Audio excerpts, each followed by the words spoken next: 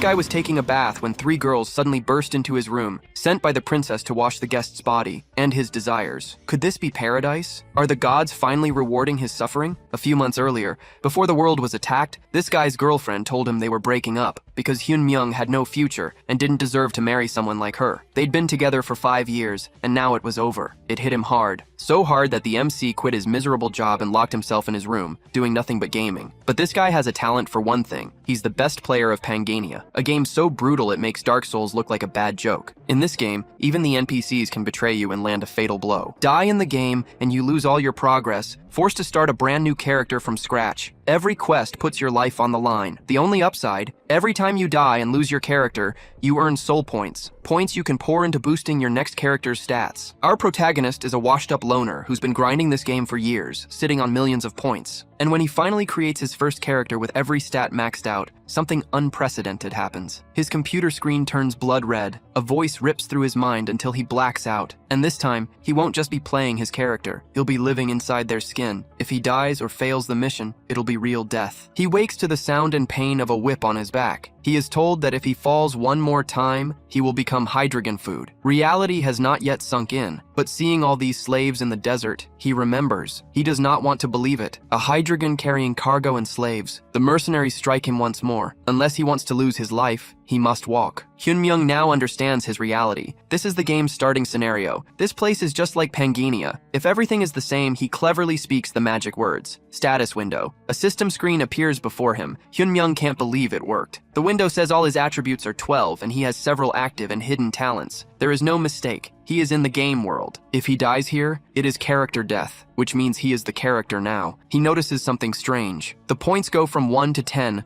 so how does he have 12? Besides that, what are these 13 hidden talents? He has no time to think about it. The ground trembles intensely. Hyun Myung has no idea what is happening, and not even the mercenaries seem to know either. On the horizon, the army of the Desert Queen is charging forward. The woman comes mounted on dragons. Her very presence terrifies the soldiers. But the MC is surprised because he recognizes this woman. This is the Snake Princess, and he has seen her before. Then the system issues an alert. The main quest has been generated. He must survive to get good rewards. If he dies here, his body in the real world will also die. Now he feels the fear. His life is truly in danger. A shower of arrows is launched into the sky. The slaves cannot defend themselves or escape. Hyun Myung freezes, realizing his life is at risk. He is paralyzed with fear, but when his face is wounded, Hyun Myung's mind clears. Furthermore, the wound unlocks his first hidden talent, the monarch's heart. The slaves are struck by arrows, and now the soldiers come to eliminate the rest. Hyun Myung needs to break free of his shackles, and there are the keys. A soldier is about to reach him. A single sword strike in this world is fatal, but Hyun Myung grabs the dead soldier's sword. As he takes the blade, a powerful energy surges through it. The soldier who tries to strike him does not even see the slave move past and land the blow. He is defeated in an instant. Hyun Myung now has only one thing to do: use his Master of Arms talent, activated the moment he picked up a sword. He cannot afford to fail even once. More soldiers come. He moves through them, shattering their weapons and cutting their limbs. A bald soldier's spear is cut in two, and Hyun Myung grabs the broken tip. He hurls it at another soldier, killing a second bald man. The mercenary with the covered face also tries to attack. Hyun Myung dodges the attack, and he realizes he can see something beyond the normal. A blue line that shows the openings in the enemy's defense. This must be another hidden talent. Then with a precise strike, he runs the mercenary through. Hyun Myung is a savage force, but there are nearly 500 soldiers here. There is no way to face them all without growing exhausted.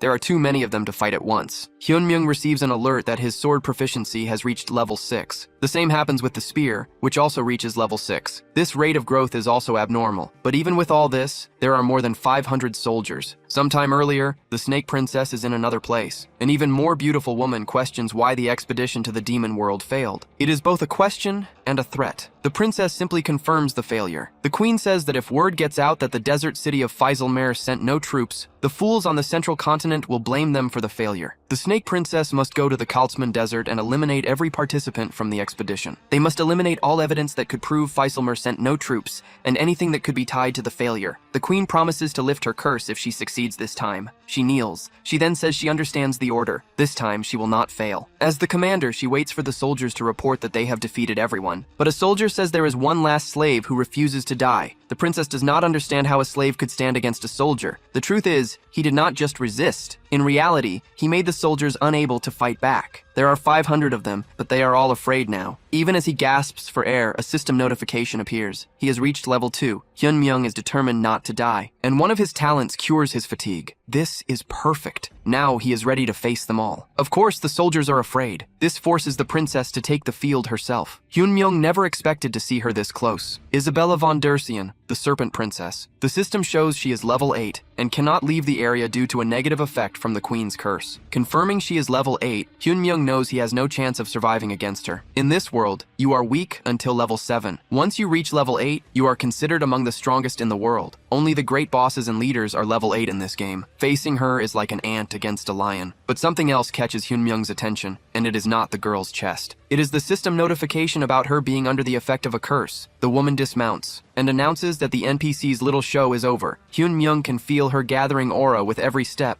He needs to think fast to survive. He is considered the best at this game, and not just for his mechanical skill. He knows everything about the game's lore. As Isabella attacks him with a mortal blow, he asks if she does not want to be free of the Queen's curse. Hyun-myung gambles everything on his words. The blade stops. It worked. The fish took the bait. The woman stares at him, trying to understand how he could possibly know that. She desperately wants to know who he is. Hyun-myung claims he is the Star Bearer and can help her break the Queen's curse, allowing her to leave this desert. Isabella is even more surprised by this. It worked. The girl believes him. Hyun-myung knows that the Star Bearer is an NPC class required to transcend to the maximum level. The class exists only for NPCs, and it is clear he is not the real one. But removing the Queen's curse requires the blessing of the stars. Since she wants to be free of the curse, she has to listen to him. The reason he is so sure she wants to be free of the curse is quite simple. Isabella von Dersian is a character he created. She was an unfortunate character he had to neglect because she chose the wrong starting point, and the Queen's curse is a mechanic designed to keep players in the initial area at the start of the game. But a player character is meant to see the game's ending, and they are supposed to travel the world to reach it. But he left her in this place, trapped by the Queen's curse. Isabella asks for the protagonist's name. Hyun-myung replies that his name is Randolph, and so, his character name is Set. They both stare at each other, an incredible tension between them, but Isabella turns away, saying she will postpone taking his life for now, but if he is lying, she will cut him into pieces. Then she orders him to be escorted, as he is an honored guest and must be treated with the utmost care. The survival mission is complete. Then the system begins to calculate the results. Randolph stands up as the system announces he has broken records with a perfect result. The constellation of fortune has smiled upon him, improving his rewards, while the constellation of battle remarks that it was not bad at all. He obtains a broken piece of the golden scale, a hydrogen soul, and Michaela's sword. Randolph collapses to the floor, thinking that he somehow survived. He opens his half-lidded eyes. He has a total of 220 points, and his results will be added to the Hall of Fame. In the castle, as night falls on that day, Randolph sits in a luxurious bathtub. He analyzes the status windows in front of him. Randolph notes that the hydrogen soul is infamous for having dropped only once since the game's launch, and that Michaela's sword is a must-have item for the early game. But he wonders what this broken piece of the golden scale is, and what the synchronization between reality and Pangania means. Suddenly, a few maids open the door behind him. They ask if he would like them to wash him. Randolph replies that they can wash only his feet, and wonders if they are already testing him. The girls begin to rinse his feet. Randolph notices they are Isabella's chambermaids, and if he shows any reaction, they will become suspicious of him. Because the Star Bearer shows no reaction to any stimulus, he mentally tells himself to remain calm, but he holds his gaze, looking at the chest of one of the girls. Startled, he calls up his attribute window, but he notices something different this time. He wants to know what the hell this boundary between reality and Pangania is. Another window opens before him. The Hall of Fame message says he unlocked the log out function by entering the survival rankings. The girl calls out to the Star Bearer. Randolph thinks this is impossible. Gracia and I Love Mint Chocolate are two people he has played with before. He thought they had quit the game since they disappeared, but it seems they were summoned. And on top of all that, he has unlocked the log out function. He thinks he can leave this damned game. So he tells the maids to stop, as he needs to communicate with the stars. He says that if he does not communicate with them in time, he will lose his powers, and asks if the princess would like that. One of the maids is left speechless. Randolph tells them to let Isabella know he will see her when the communication is finished, and with that, the door to the room closes. Randolph remarks that, thank God, the excuse actually worked. He was afraid he would be trapped in this place forever. He decides he will never return to this game again. He presses the log out button. The system begins to log him out, but warns that he must keep his character in a safe place, because if he loses his life there,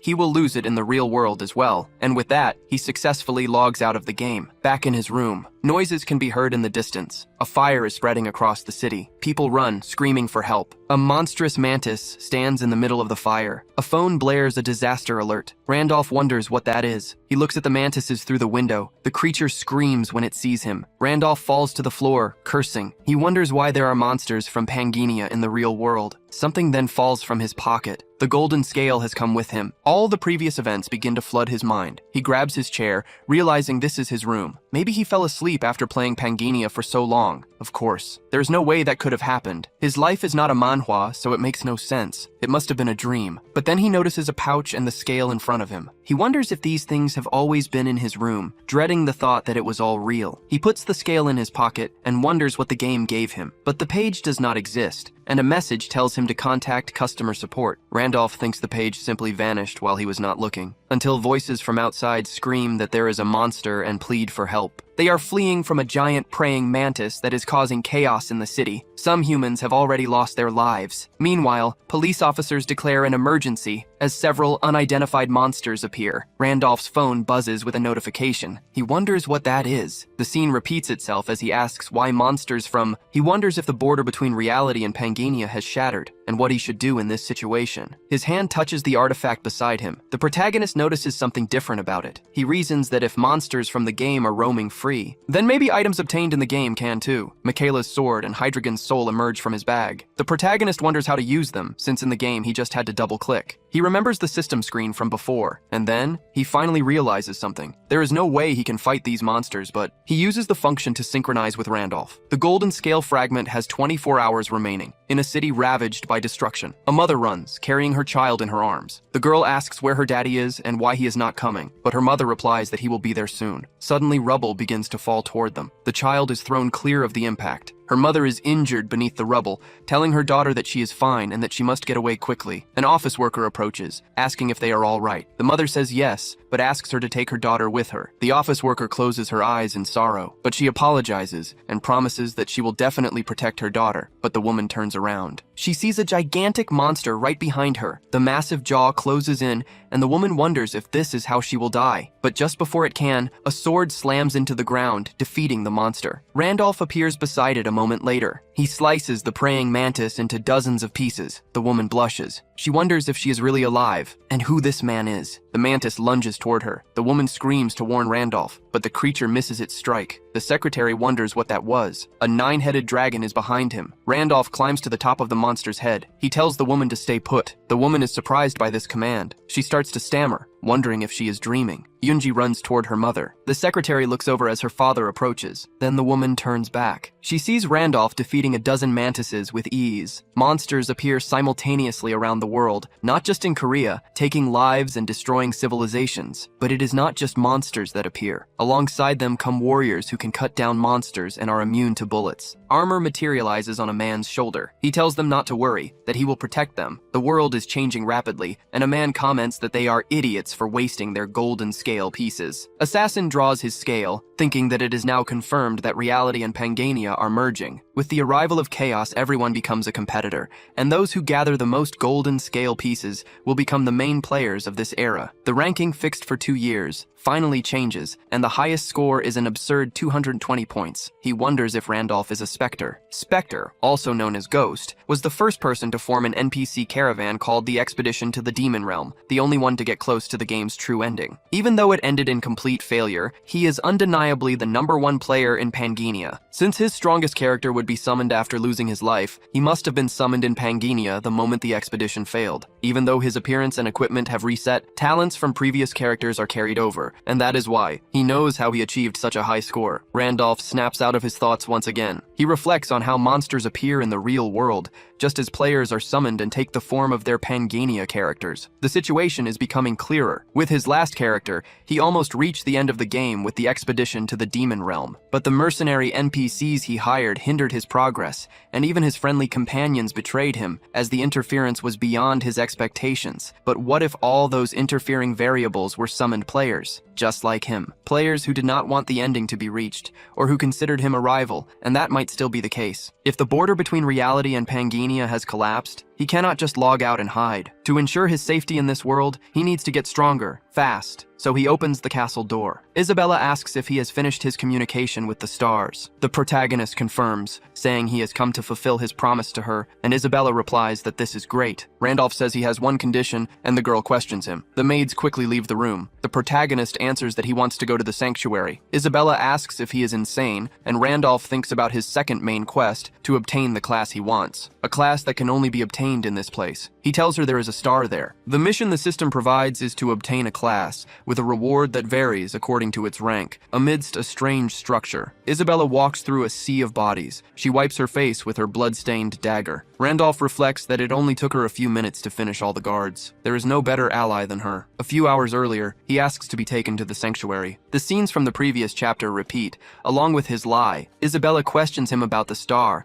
and Randolph explains that it is hidden. To remove his curse with the blessing of the stars, he needs that star. He reflects on how he found the fourth star by chance while leveling up his previous character. Isabella shouts that no one can enter the sanctuary. If they discover she secretly brought someone there, she could lose her life. But the protagonist replies that she herself can enter. Back in the present, he reflects that if he had failed to persuade her, his own head would be rolling on the ground. Then, he announces that they have arrived, and this is the Holy Land. The system notifies him that he has entered the desert sanctuary and received the secondary quest to explore the desert, but the area is above his level. His hidden trait, Giant's Demon Resistance, is protecting him. The protagonist thinks that without it, he would not have been able to enter. He thinks that if he sends Isabella ahead and just completes the secondary quest, the rewards should be good for a level 2 beginner. But the quest is not what matters right now, because this is the place. The quest to obtain a class in the sanctuary begins. It will only end when he acquires the class. The reward varies depending on the rank of the acquired class. Randolph reflects that he can obtain that specific class from the edge of the cliff above. Isabella looks down suspiciously. Then, her gaze shifts to the sanctuary's pillars, and she smiles to herself. She turns and says they took the wrong path, but Randolph grabs her shoulder and asks where she is going. She replies that the bridge is a trap, and the chains are designed to throw off anyone who tries to cross. Randolph asks if she is afraid. This infuriates Isabella even more. She says she is called the Snake Princess. Randolph replies that he did not know she was shy. The girl says the chances of it being a trap are high, and that her leg is cramping. The protagonist tells her to get on his back. Isabella blushes and yells, asking if he wants to die. Randolph says there is no time to waste. When dawn breaks and the lifeless warriors are found, she will be a suspect for not being there. So instead of wasting time out of fear, it is better to carry her and run. Isabella closes her eyes in anger, but she holds on to the protagonist, complaining about the damned cramp. Randolph speeds up, telling her to hold on tight.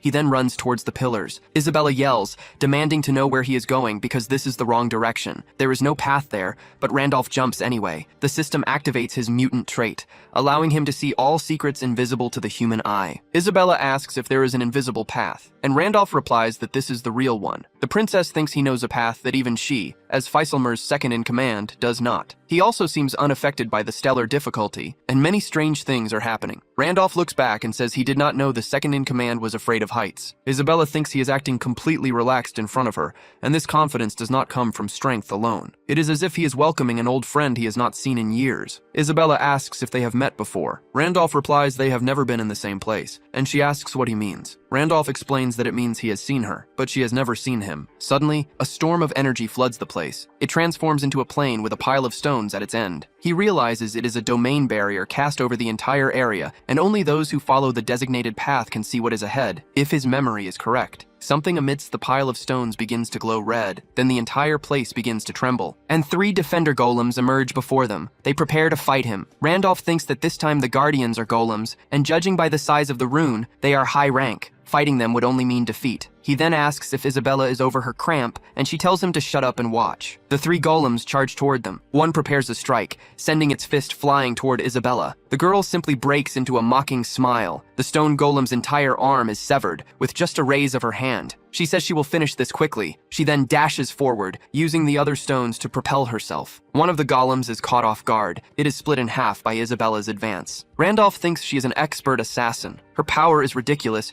even for the character he created. All the golems are brutally torn in half by the girl's power. Randolph reflects that this is the power of a level 8. Suddenly, a system screen appears before him. He can acquire the Golem Creator class, and Randolph wonders if the system is recognizing Isabella's skills as his own. Summoner-type classes are rare in Pangania, making Golem Creator a very good class. In terms of ranking, it is at least high rank, but this is not the class he wants, so he declines, because the one who can grant him the class he wants is something else entirely. The dark energy flooding the area surprises Isabella. A figure emerges from the shadows above them. The ancestral king and master of the mountain, buried by the nameless star, rages at the invaders. Randolph says he has finally appeared, the great god who guards the star, the ancestral king Dramet, and so they both stand motionless before the serpent. The system warns that the player's level is much lower than the recommended level of 10. Randolph notes the crushing pressure, and he is the guardian of the sanctuary. Isabella asks if he came here expecting her to defeat the mountain guardian for him, and Randolph says that despite its appearance, it is actually quite gentle. He claims it would never attack him, but the snake immediately lunges forward. It strikes at Isabella. The girl falls to the ground. Randolph is completely surprised by this. Isabella glares at him with rage. Randolph comments that this is strange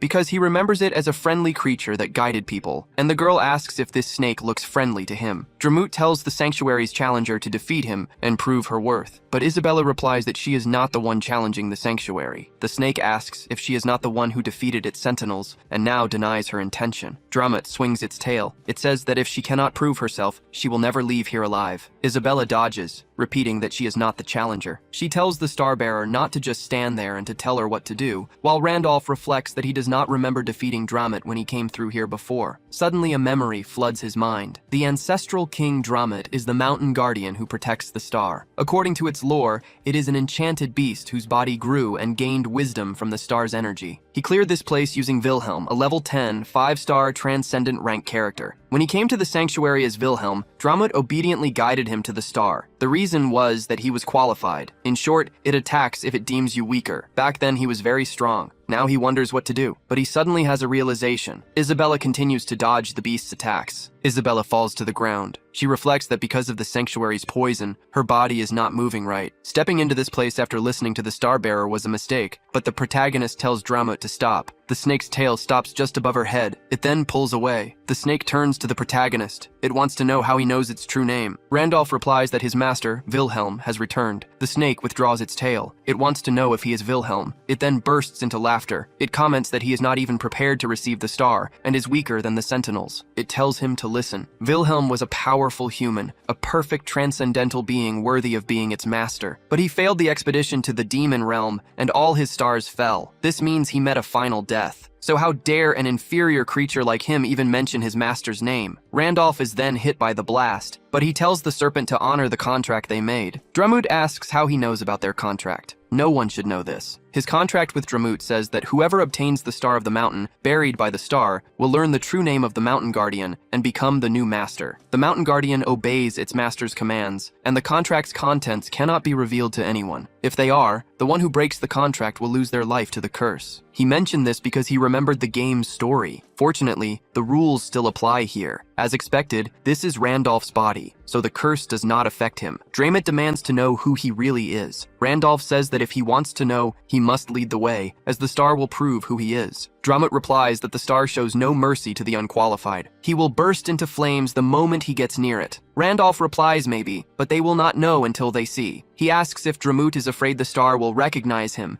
and reveal him as its true master. Dramet finds this funny. He says he is just a brat who looks like he could be destroyed in a single bite and wants to know what gives him the confidence to be so arrogant. He tells him to follow, as he will lead him to the star. He does not believe he is Wilhelm, but since he knows of the contract, killing him does not feel right. He would rather let the star dispose of him. With that, he moves ahead of the pair. As night falls over the area, Isabella asks if this is it, the place where the star is. Randolph confirms that it is, the object on the altar to be exact. The star rests on top of a pentagram. The girl asks if the skull is the star. Randolph replies that, to be precise, it is the face of Leah. When Leah, the twin goddess of Pangania, lost her life, her body split into 32 fragments and scattered across the continent. These 32 fragments are what people call the stars. They are used as catalysts to break the player's limits, allowing them to reach transcendence. The protagonist then focuses on the item. A torrent of fire erupts before him. Isabella screams, asking if he is all right. Dramet laughs. saying he warned him he would burn just for getting close. Even with all his confidence, the star rejected him, but the protagonist's figure stands within the flames. He thinks that Drummut is a truly annoying creature. This star only takes a player's life in one situation,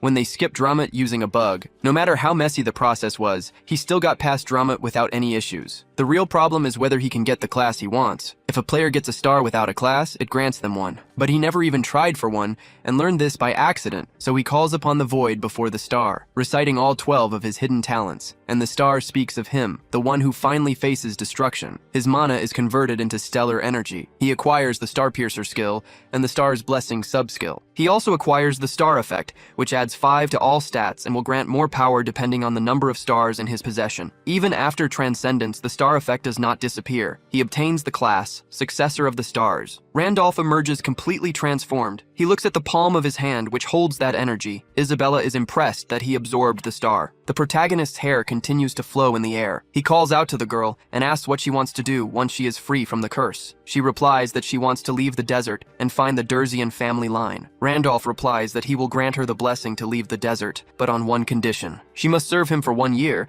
and after that he will guarantee her freedom and help her find the Durzian family line. Isabella remembers the queen from her memories. She clenches her fists in anger. Randolph places a hand on her shoulder. He says that he is not the queen and that he does not lie. The girl is taken aback by this. She then bites her lip. She kneels and says that she will serve him. Randolph replies that she has made an excellent decision. Alias calls out to Drummut, wanting to know if the owner of the star is its master. The serpent becomes docile and says yes. The protagonist says that in that case, it must bow. The system begins to calculate the rewards, noting that he has reached 230 points and the Hall of Fame has changed. Several combat-oriented constellations are beginning to take an interest in his movements. From afar, the queen senses a presence that enrages her. She remarks that Isabella entered the sanctuary with the slaves she captured, and that they must capture them both immediately. In the normal world, in the middle of a city, a coffee shop is open at this time of day. Two twins question if Randolph is really Spectre, certain that even ignoring the first main quest, getting a class score higher than Gracia's is impossible unless you know the game inside and out. The veteran Ghost player who has played the game for 5 years, Spectre, has finally appeared. This will cause a huge commotion, and they can contact him before anyone else. A girl asks how,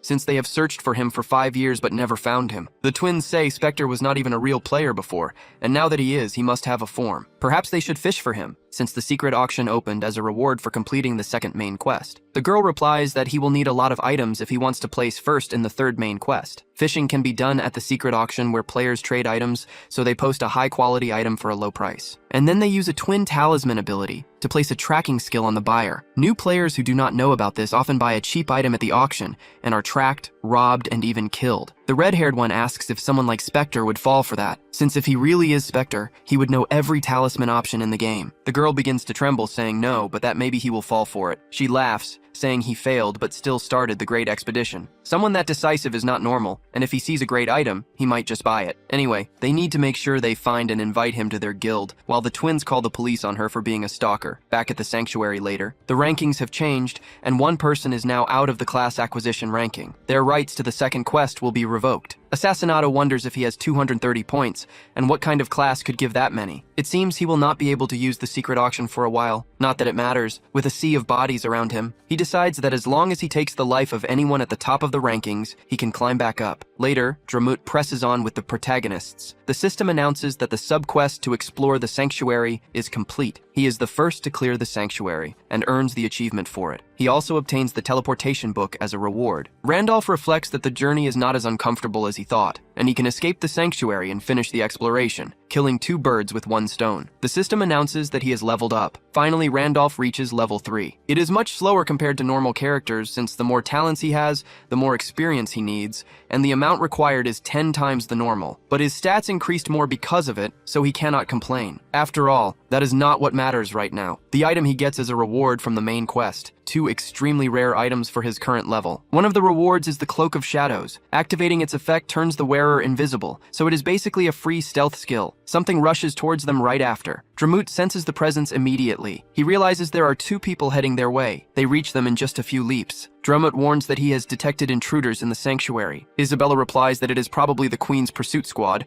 and the protagonist says they have been in the sanctuary for a long time. The girl asks what he is going to do because the Queen will not come, but the squad has considerable strength. Even with the mountain guardian, she doubts he can handle all of them. The protagonist asks why they need to fight when Dramut is the guardian. Isabella realizes what he means. She leaps away, saying they were counting on him. The snake has to do its job. The two run towards the sanctuary entrance, hearing the bandits' screams, and Isabella asks if he is sure it is okay to just leave. The protagonist asks if she did not say the queen was not coming, so it will be fine. After all, there is no way the pursuit squad has arrived yet, and it is probably just an advance unit. If they stay there until the main force arrives and surrounds the sanctuary, they will not be able to escape, and those guys are after them anyway, so it is better to get out of there fast. Isabella asks if he is abandoning Dramut because he is useless, and the protagonist replies that Dramut cannot leave the sanctuary, so only they can escape. He reflects that to get out of there, they need to use the portal at the end of the desert. He removed Isabella's curse with the blessing of the stars, so she will have no problem using the portal, but the real problem was that the portal takes time to activate. Isabella says that as soon as they get past this, Randolph confirms they will be free once they are out of the desert, but the portal takes time to activate. Isabella asks how long, and the protagonist replies that it will be about 12 hours. As she can see, there is no suitable place to hide in the desert. The ideal scenario is for the pursuit squad to go straight to the sanctuary. With Dramut delaying them, they will gain some time until the squad realizes they have left. And with this time, he needs to communicate with the stars, thinking that this place is important, but he needs to check what is happening in the real world. He asks if he can trust the girl. She then draws her dagger. She says she will protect him. Randolph uses the logout function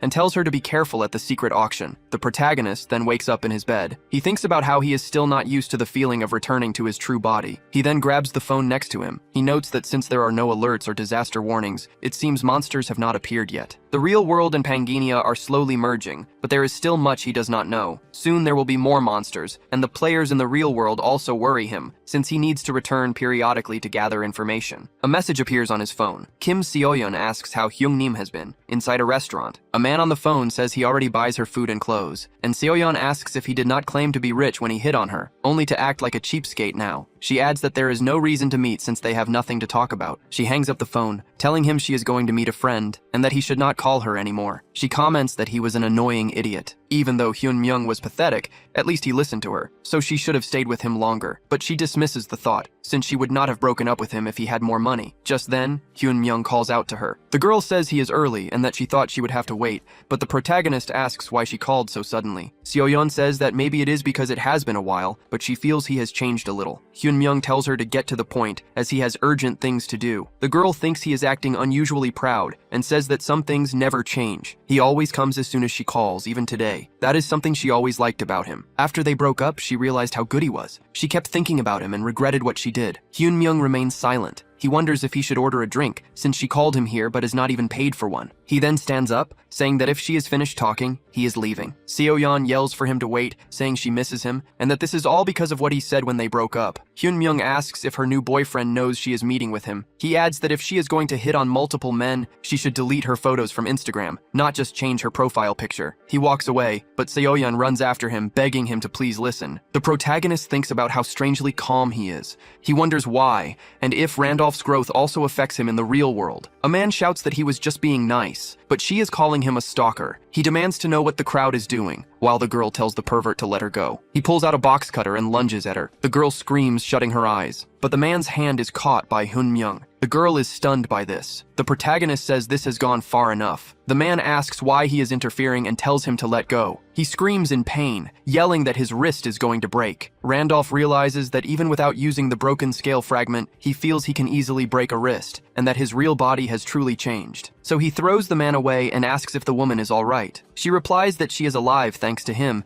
and does not know how to thank him, but the protagonist analyzes her, and the girl questions why he is looking at her that way. Hyun Myung thinks that he was wondering why she looked familiar, and realizes she is that woman from before, but he turns away, saying she looks like someone he knows. The man tries to attack the protagonist from behind, but Hyun Myung dodges with extreme ease. He moves his hand toward the man's head and smashes him into the ground. The woman is surprised by this. Meanwhile, the protagonist restrains the pervert. Later, the police officers take him to their car. They inform Hyun Myung that he will need to go with them to the station. The woman says he was trying to help, and that she was the one who reported the stalker, but the police say it was still an act of violence. Hyun Myung says he does not have time for this. The police say they cannot disobey the law, but the girl says that if he is a witness and gets dragged into trouble, they must take responsibility. She introduces herself as Kim Hana, a reporter for the CK network, and says that instead of tormenting an innocent person, they should speak with the real victim. She asks if they want this case to go public, as the police officers whisper among themselves. People in the crowd comment that she is very famous for saving the child on the day of the incident. The police officer says that the victim must accompany them. Hana thanks the protagonist for his help. She hands him her card, explaining she is a reporter dedicated to covering dimensional warriors. They are the people who appeared on the same day as the monsters, so that is what people call them. Hyunmyoung wonders if she is talking about the players, thinking an interdimensional attack is easier to believe than a game becoming real. Seoyeon runs up, asking if Hyunmyoung is alright. She holds his arm, wanting to know if he was hurt, but Hana asks if she is his girlfriend. Hyunmyoung pulls away, saying she is not,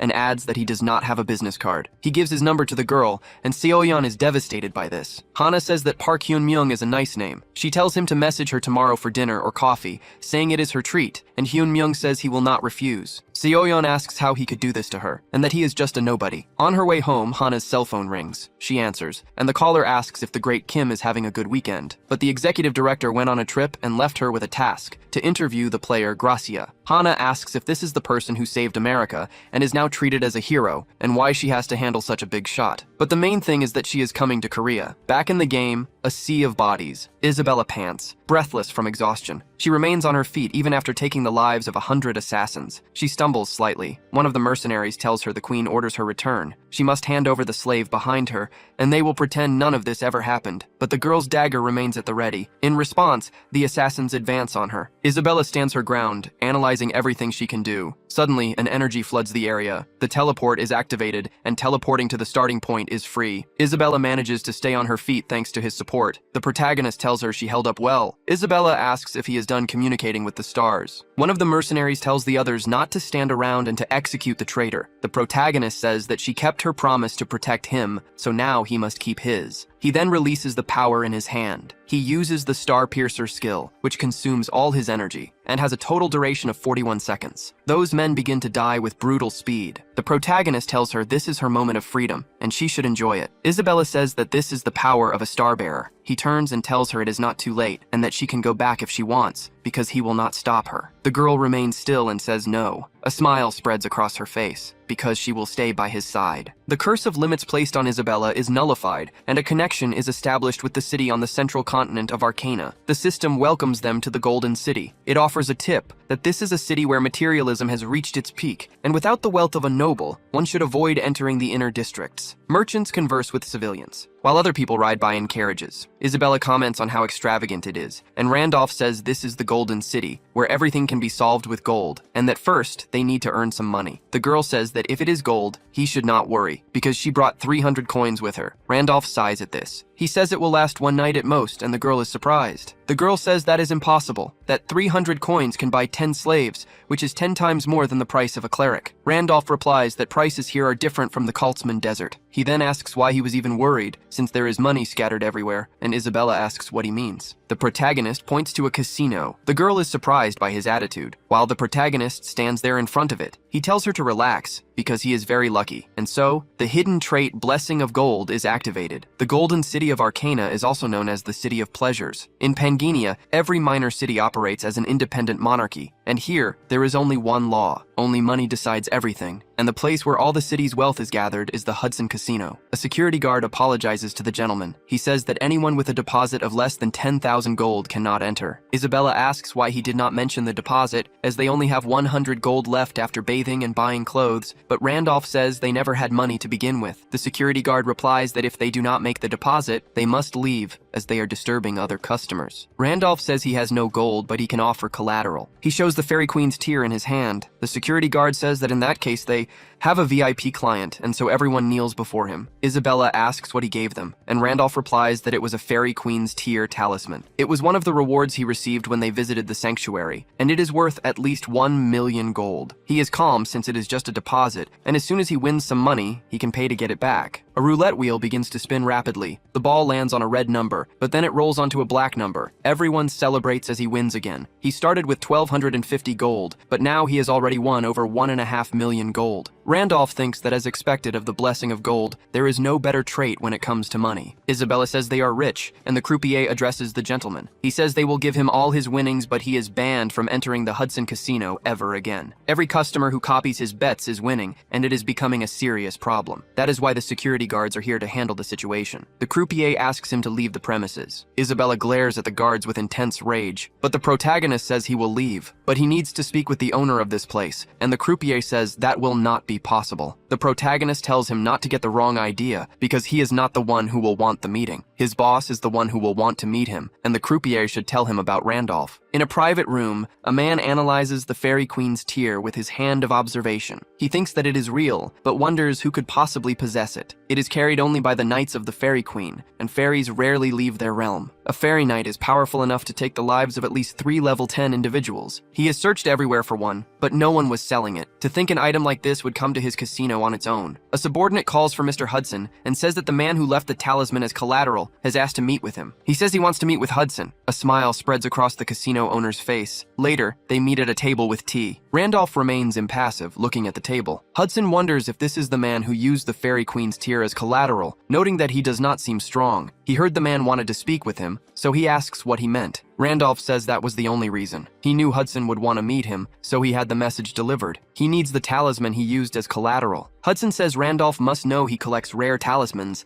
and that he was about to call him to negotiate its purchase. The protagonist says he will not refuse a good offer, and the man replies that this is great, and that he will now discuss the price. He offers a total of 2 million gold, which he considers a generous offer. Isabella questions this with astonishment, but the protagonist replies that he wants 20 million. Hudson says that is enough to buy a mansion in downtown Arcana, and no matter how rare a talisman is, it can only be used to reforge weapons. Even he cannot pay that price for a mere hobby item. Randolph replies that this only applies if it is a hobby item, but the Fairy Queen's tear is not a talisman to him. It is something he needs to enter the city council. The minimum qualification to enter the council is reaching level 10, but one must reach that level through their own strength. For a non-combatant like him, this is impossible. That is why he needs the fairy's tear. With it, he can use high-level equipment to compensate for his lack of combat attributes. And the reason a merchant who is just a casino owner wants to join the city council is to be recognized by the family of his fiancée, Serengeti. Randolph remembers the past and that name. The only daughter of Marquis Weiser of the Balran Kingdom. Known as the White Knight, she led 500 knights during the expedition to the Demon Kingdom. She sacrificed both her legs against the Demon King to save his life, and she was his right hand. Back then, he thought of her actions as nothing more than a dramatic event, because before coming to this world, Pangania was just a game. However, after Wilhelm came here, and as soon as he realized that NPCs can be players, he remembers Serengeti's words where she said that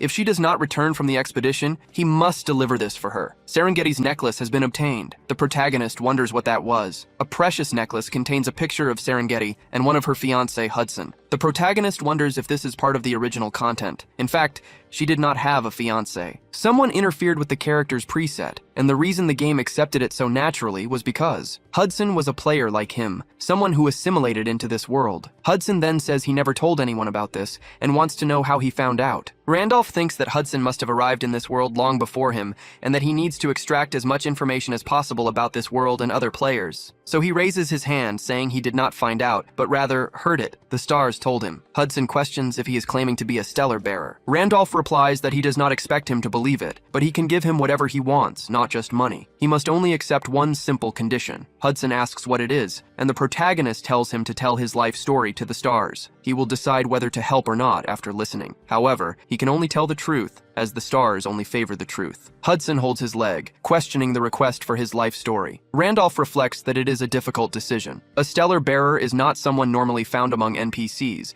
and revealing personal information could expose him. Hunters are NPCs who specialize in hunting players. They call them criminals, executing them on sight. Players have lost their lives countless times. Their infiltration methods vary so much that the only countermeasure is extreme caution. This is why Randolph does not want to reveal himself either, but he is certain that Hudson will accept his offer, because to him, Serengeti is not just a random NPC. The man stares at the photo of his fiancée. He answers that it is fine, and he will share his life story. He will start with Serengeti, since most of the things he wants are intertwined with her. She was a brave knight who took part in the expedition to the Demon Realm, led by the 8 heroes. The protagonist asks what he is talking about. since Wilhelm led the expedition, and Hudson confirms he was the most famous, but the expedition was conducted by all 8 heroes. There were internal conflicts among them, which led to the expedition's failure. Randolph asks if he knows who the 8 heroes are, and Hudson confirms he does, as they are legendary figures. Among them, the strongest, after Wilhelm, was Gracia. News reports wonder who the man riding a monster was, with the story being reported by Kim Hana. The secretary informs him that she has arranged Gracia's interview with reporter Hana, and he thanks her. His secretary asks if it is really necessary to go to Korea, as the government wants him to stay in the US in case of attacks. Gracia says no, he really has to go because he has a feeling that this man might be the friend he has been looking for. Randolph sits at the table, listening intently to the story. Back in Seoul, Korea. Randolph eats, feeling a bit nauseous. Hana asks if he does not like the meat, and he replies that something happened yesterday, and he is just tired. He thinks about how Hudson cried all night, but he still got the information on the heroes, which meant staying in the game the entire night. Randolph asks if this place is not expensive, because he does not know if it is right to eat for free. Hana replies that he got rid of her stalker last time, and honestly, this is not even close to enough. But something suddenly catches her attention. She asks if that woman back there is not the one who was with him before, and that she keeps looking over here. Randolph thinks it is a real coincidence, and the guy she is with looks like the one from Kim Seoyeon's social media. He wonders if his name is Young Jinwoo. Hana says that if he is uncomfortable, they can move to another table. Randolph replies that it is fine and she does not need to worry about her,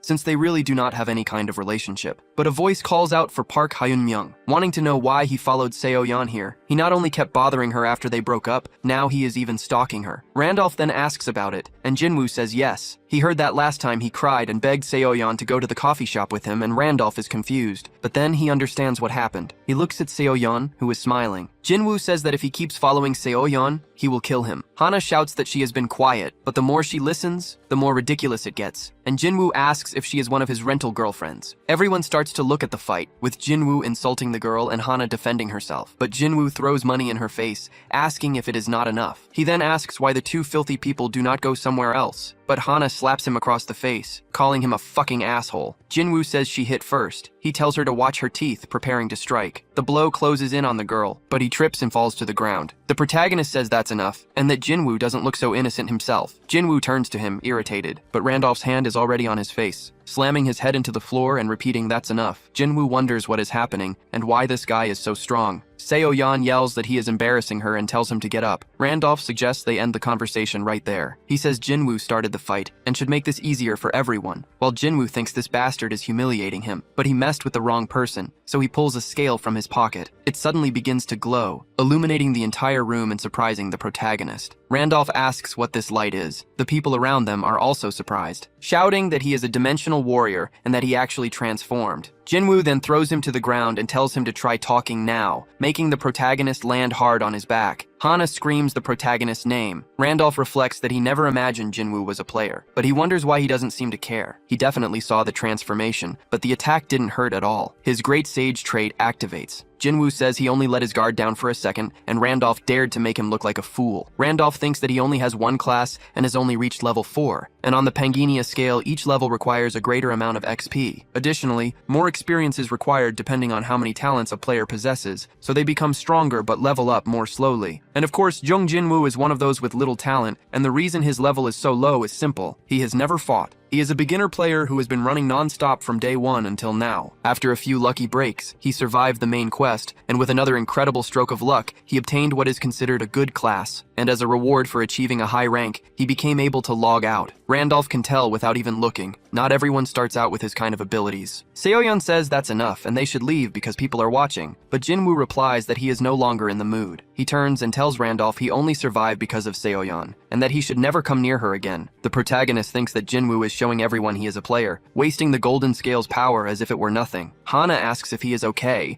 and the protagonist says he is. He tells her to let it go since they were the ones who hit first. It was no big deal, and they should just finish their meal. But a strange sensation washes over his body. An earthquake erupts, startling everyone around them. The protagonist thinks it cannot be. The walls around him are shattering. The collapse is starting again, and monsters are about to appear. Hana says they need to run, but Randolph covers her mouth, telling her to wait a bit. Everyone flees from the monsters savagely attacking them, but they are not actually trying to bite. Randolph thinks they are lucky that putrid worms appeared, since they only feed on nearby corpses, and as long as no one attacks them, that other thing will not appear. But some of them surround Jiwoo and Seoyeon. She screams at her boyfriend to do something. He readies his spear. Randolph yells for him not to attack, but it is already too late for that idiot. Jinwoo wonders how he defeated it in a single strike. He realizes he is stronger than he thought, screaming that he will wipe out all these damned monsters. Everyone shouts that this is to be expected from a dimensional warrior and that they should flee that way. Jinwoo thinks he is not even afraid, that these things are nothing. Randolph tells Hana to get as far away as she can, far away from that idiot who is fighting, as far away as possible. Jinwoo wonders where this mist came from. His vision is blocked. Suddenly, a hand reaches for him, covering his eyes a moment later. An observer lurks behind him. It wants to know who it was, who took the lives of its children. An elite monster, the putrid Maba, appears. The recommended party is 20 people at level 6. The monster orders him to kill them all. And just like that, Jinwoo is possessed by the creature. One of the men on the ground coughs, wondering what that was. He cannot see anything through the mist, but Jinwoo is already on his tail. He then points the spear at him. He thrusts the spear, telling him to go to hell. Due to the effect of the putrid worm blood, he sees the man as a monster. The spear closes in on the man, who wonders what is happening. Blood sprays across the ground, but it was Randolph, who blocked the attack by severing his arm. Jinwoo looks to the side, panicking. Randolph says he did not want to get involved, but that he has gone too far. He orders him to come and face him, right now. The putrid worms begin to stir. They envelop Jinwoo in a cocoon while laughing. A creature bursts out screaming that this is not bad at all. The putrid Mamba says there is a human who looks delicious. The protagonist simply stares at the creature. Elsewhere, Hana screams for Hyun Myung, asking where he is. She sees nothing in the fog before her. She calls out his name one last time. Randolph charges at the creature, destroying everything in his path. He dodges the blows, thinking that while the fog let him transform unseen,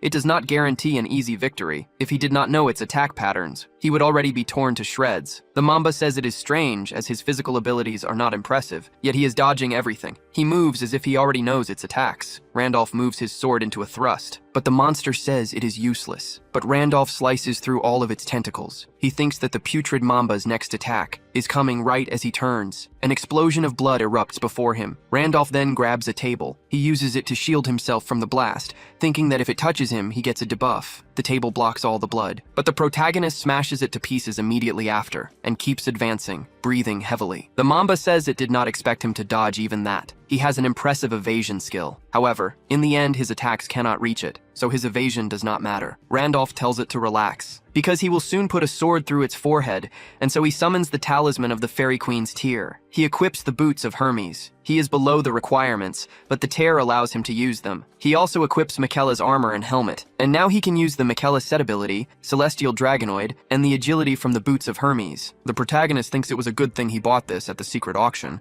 but he is reluctant, as he should only use the tear when absolutely necessary. The boots of Hermes imitate the feet of a god, and wearing them allows one to run as fast as the wind. Randolph charges forward, thinking that he will keep his word nonetheless. In a single step, he is already face to face with a monster. A tentacle flies toward his face, but the protagonist easily dodges it. The ground caves in around his foot, but Randolph keeps moving forward without stopping. He moves so fast he even leaves a trail. He surprises the monster by appearing behind it. It turns, calling the protagonist a bastard, shooting the spines from its back, but Randolph deflects them with extreme ease. He then moves his sword. He glares coldly at the monster from behind his helm. This time, the creature's tail moves. It strikes, forcing Randolph to retreat. He spits a little blood from the impact, but he still defends himself with his arms. The system activates the ability of Michaela's set, transforming him into a celestial dragonkin. The monster says he still has tricks up his sleeve. As it gathers blood in its mouth, it shoots at the protagonist, calling him a damned rat. Randolph reflects that this is the putrid Mamba's last attack pattern, and if he can just withstand this. The blood closes in on his boots. The Mamba says there is no way he can withstand this, and that rat should lose his life in its bloody cyclone. From within, energy begins to gather. The protagonist releases the effect of his clothes, and a gale is created. The Mamba says he is using the wind to blow away its poison mist. The putrid Mamba has 4 patterns, and after using them all, it enters a brief state of confusion, unable to act. But when the confusion passes, the next cycle is enhanced. Randolph advances, saying this means it is his only chance to win. The putrid Mamba asks him to wait a moment, before losing its head to the blow. Randolph drives the sword into it, saying he told it that he would stick a sword in its forehead when all was said and done. The system congratulates him for defeating the Black Mamba alone. Thanks to this,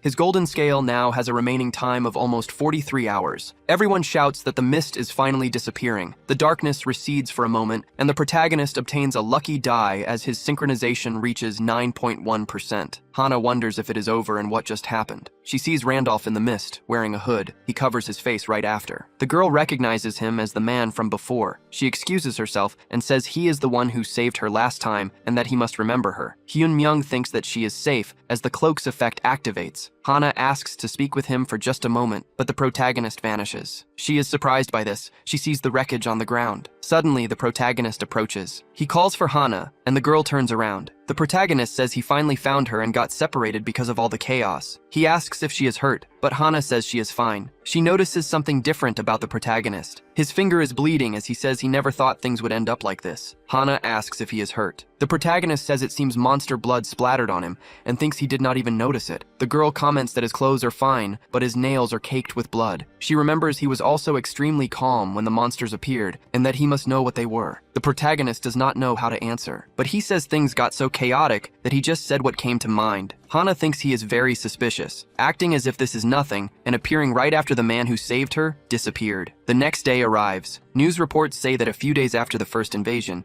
there was a report of another. Some warriors warn that these attacks will continue to happen and express their opinion that a long-term operation with the government is necessary. As a consequence, countless civilians lock themselves in their homes and the streets become empty. In response, the citizens show their dissatisfaction with the government, which may have led to the large number of victims in the second incident. Government officials watch from a table. A bald man comments that they were carefree, but now they are making this whole mess. Another man replies that at the time, people who were not directly affected could not feel the gravity of the situation. A woman says it may have been something beyond the ordinary, so the government probably tried to keep the situation calm at first. Finally, their boss says that with this incident, everyone must have realized that an invasion can happen again, and this is the perfect time to declare the emergence of their alliance. Taewoo continues that the other alliances are probably thinking the same thing, so they need to hurry and recruit talent, and the woman says they are checking the videos. They are CCTV images, so it is hard to see clearly, but if he took down the putrid Mamba alone, this man must be Randolph, who came in first place. Another comments that they said Randolph just finished mission 2, so he is at most level 4 or 5, and should not even be able to use the boots. It is possible that he used a talisman, and he is someone they need. Right after the specter disappeared, this man appeared. They are not sure, but it is possible they are the same person. They cannot trust the other player alliances and need to bring him to their side to stop the rift. Back in the game, Hudson is shocked. He asks if he is saying that he used the tear of the Fairy Queen. Randolph confirms,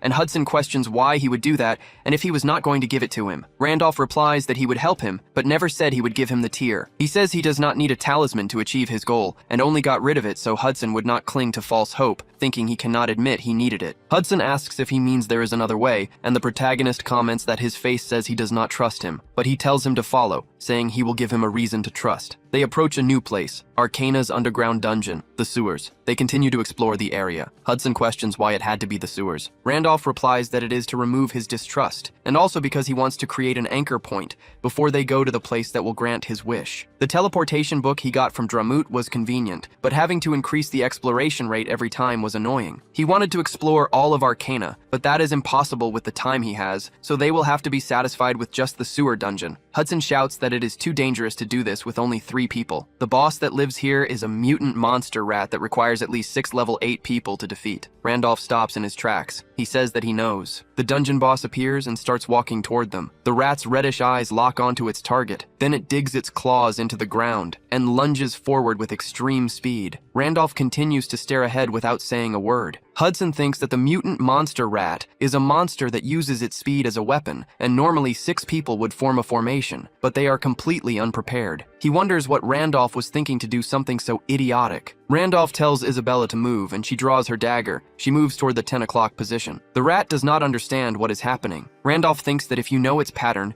its speed does not matter. Of course, this is only possible because Isabella is proficient in combat, and her level is completely different from that of ordinary characters. Hudson breaks out in a cold sweat. Then the protagonist calls out to him. He says that he will keep his promise no matter the cost, and that Hudson should not doubt him. If he says it can be done, then it can be done. Hudson is stunned by this. The secretary informs Mr. Jang that he checked all the nearby CCTV footage, but there are no traces. Jang replies that no one knows anything. This is like a horror story. The secretary asks if they should go meet Mr. Jung Jinwoo again, but Jang refuses, saying the man has gone mad. He is in shock from having both his arms torn off, and going back there would just be a waste of time. Jinwoo stares at the wall in a state of pure shock. The secretary asks about Kim Hana, since she seemed to know something, morning. Jang asks if he is suggesting they invade the broadcast station. Besides, Gracia is protecting Kim Hana, which is causing an uproar among all the players in Korea. They heard that Person is conducting a face-to-face interview with Hana. The two of them face each other under the spotlights. Gracia introduces himself to her. Hana says it is an honor to meet him. The secretary asks if it was love at first sight, and Jang tells him not to poke a beehive without reason. He reflects that with the Spectre's disappearance, Gracia is the strongest player, yet that monster came to Korea just for an interview with a common reporter, and the best thing to do is stay away. If they make him angry, the alliance could be destroyed. Elsewhere, a man asks if it is over yet. The victim asks what he is doing, since real-world PK is supposed to be forbidden. Gracia told them to prepare for an invasion, so this is forbidden in the real world. But the man grabs his face, telling him it is all right. He takes the young man's life, telling him to ask Gracia for help. Blood spreads across the floor. Meanwhile, Murder walks away from the scene. The ranking updates, and he is now a ranker who has gained the right to use the secret auction. Murder thinks that Randolph is definitely the Spectre. If he is not, there is no way to explain the score. If it is him, he will challenge the main quest immediately without hesitation, and by waiting in that place, he will meet him soon, and he will lose his life at his hands, back in the world of Pangenia. A Hydreigon slams its claw into the ground. It stands there imposingly. Smoke then envelops two people. Randolph thinks he was lucky, and his main objective is just to create an anchor point in the sewer dungeon. The lifeless monster lies on the ground. He approaches and pulls a crystal from inside it. It is a mutant rat core, which causes mutations in beasts or can be used as a material for tools. He never imagined he would get a material to evolve the Hydreigon. He asks if Hudson handled things at the casino, and he confirms that he took care of everything. It is a shame to give up the casino, but there is no choice if they will be away for a long time, and if it is to marry Serengeti, it is not even worth the worry. Besides, the people there would never leave the casino in peace without him, so he decided to trust and follow the Starbearer. Above all, it was impressive when the woman named Isabella took the rat's life alone. But it was thanks to his actions, a man who acts as if he can see through everything. There is no doubt he is an extraordinary man, and if he misses this chance, he does not know when he will get another opportunity like it. A smile spreads across Randolph's face as he asks if that is really so. So he will no longer worry about money, thinking he made a great decision and can now focus only on reaching level 10 as they walk. Hudson asks where they are going, saying he does not remember being told. They are going to the masterpiece that will grant his wish. He thinks of the masterpiece that will grant Hudson's wish, and the place where the third quest begins, the Tower of Spirits. In the midst of a vast forest, the protagonist and his group begin to explore the area. Hudson says that to his untrained eyes, it looks just like a normal forest. Randolph immediately denies this. He says this is the entrance to the Tower of Spirits, the Bazrock forest where the spirit tree grows. A spirit tree is where spirits are born, and it opens the path to that realm. Entering this path at dusk is the only way to get to the Tower of Spirits. However, he places his hand on the tree. He notices it has been dead for a long time. Not just the tree, but the entire forest is lifeless, and it has been a long time since a new spirit was born here. It is not a good method, but he has no choice, so he draws his sword. Hudson asks what he is trying to do. The protagonist then readies his hand. He moves toward the tree with a spin. The other two in his group are surprised by this, but the tree is cut in half. A storm of wind begins to rush through the forest. Hudson asks if it is all right to cut the tree like that, but a light rises high above them all. The protagonist then moves his hand. He fires a projectile toward the light. Isabella draws her dagger. She defends Hudson from an attack, but her hand is wounded in the process. A man says he did not imagine she would block it, and that it is quite interesting. The level 9 High Dryad calls her a human woman. Hudson says there is no way that is a High Dryad. The Dryad says he thought they were just lost travelers and was going to show them mercy by letting them pass, but they dared to cut down the spirit tree. So it seems that humans have lost their fear. Isabella reports there are at least 50 of them. If they all attack at once, they will not stand a chance, and in the worst case scenario, she must ensure the Starbearer escapes. Randolph tells him not to be angry with someone else when he is the one who cut the tree. If he had not done that, they would not have appeared, and the Dryad says he is insane. Randolph tells him to come down as he wants to talk, but the Dryad refuses and fires an arrow at him. The protagonist asks if he wants to just sit there while the forest dies. That Dryad is completely surprised. The protagonist says he will bring this forest back to life. He sees no spirit that could bring it life, and he knows better than anyone that if no new spirits are born, the forest will die. He must open the gate to the spirit tower, because he will give this forest a spirit, but the Dryad calls it nonsense, saying the tower is only for the chosen. He then asks if he is saying a wretch like him could enter. Randolph thinks that it is impossible. In the first place, to enter the tower, one needs a relevant talent and must complete missions. Only after waiting for several coincidences to align can one overcome the low odds and enter, and at Randolph's current level, it is something he cannot even dream of. But that would only be if he were an ordinary character, so he tells him to shut up and open the gate. The Dryad asks if he is saying he will save the forest. He is a liar, and they must take his life for destroying the tree. He prepares for combat, while Hudson and Isabella are startled. The High Druid remains silent, but he raises a hand and says, "That is enough." All the other druids are surprised by his decision. The High Druid then jumps down to the ground. He comes face to face with Randolph, telling him to keep his word. The protagonist says that he always keeps his promises and will bring the spirits back to the forest. The High Druid says he does not expect him to succeed, and simply thought it would not be too late to take his life if he fails. He then tells them to follow him to the tower. As the day passes, they arrive at a stone tower. The stacked stones remain immobile. The druid explains that the life force is now draining away, and the only way to open the path to the tower is by using the remains of an idle spirit. He tells him to keep in mind that if he fails, he will immediately become fertilizer, and Randolph asks what happens if he succeeds. The druid says he will give a fitting reward for his achievement. The side quest to bring the spirits back to the forest activates. The druid tells him to prepare himself starting now. He is going to open the portal. A massive light envelops the area and engulfs the party. Hudson covers his face with a hand, but he keeps his eyes open. The system says access has been granted only to those who are permitted, and so they all stand within the space. Hudson asks where they are. He asks if they are in the spirit tower, but Randolph denies it, explaining this is the inside of the portal, and they can only enter the tower with permission. Hudson asks whose permission, but then he notices something in front of him, seeing a spirit standing there. Hudson asks if he should capture the spirit because it is kind of cute, but Randolph tells him not to. He then notices something about it. The spirit says nothing as it analyzes him, but it remarks that it senses a druid's aura and must permit him to ascend the tower. It asks if those are companions he can entrust with his life and his back. It will allow them to enter the tower with him, however. The path will only be revealed once each of them passes through the tower's gates. Isabella says she will be right back. Hudson says his body is disappearing. The spirit explains that time in the tower flows differently than in reality, so they can climb it without worry, and it wishes him good luck. The third main mission is to climb the tower, and the hint is to first use the Tower of Challenges found in every city. Randolph finds himself before an immense black portal. He thinks that it has been a long time, but he wonders what kind of gate this is. To enter the Spirit Tower, one must pass through a gate based on elemental affinity. Isabella, for example, has a wind affinity and faces a test of wind. Hudson, who has an affinity for water, gets the water gate. Each gate created this way presents the most suitable challenge for the climber, but he has never seen this attribute before, and it might be an effect of him having all affinities. Suddenly, the gate opens its eyes. It remarks that a being with an affinity for all elements truly exists, and even possesses those that cannot coexist. Perhaps it is thanks to the void element that encompasses all others, yet there is much more to it than that. This is true chaos, and the name of the gate he must pass is the Gate of Chaos. It tells the traveler to be careful. If he is swallowed by chaos, he will never return. In a tidy room, the protagonist analyzes everything before him. For the last 5 years, he played almost every day without tiring. It was no exaggeration to say he played Pangania more than anyone. He knows more about this world's secrets than anyone else. And yet, there are still countless things in Pangania he does not know. A game with insane difficulty that makes completion seem impossible, but it always ignites a burning desire to face the challenge. Its mysteries were firmly established,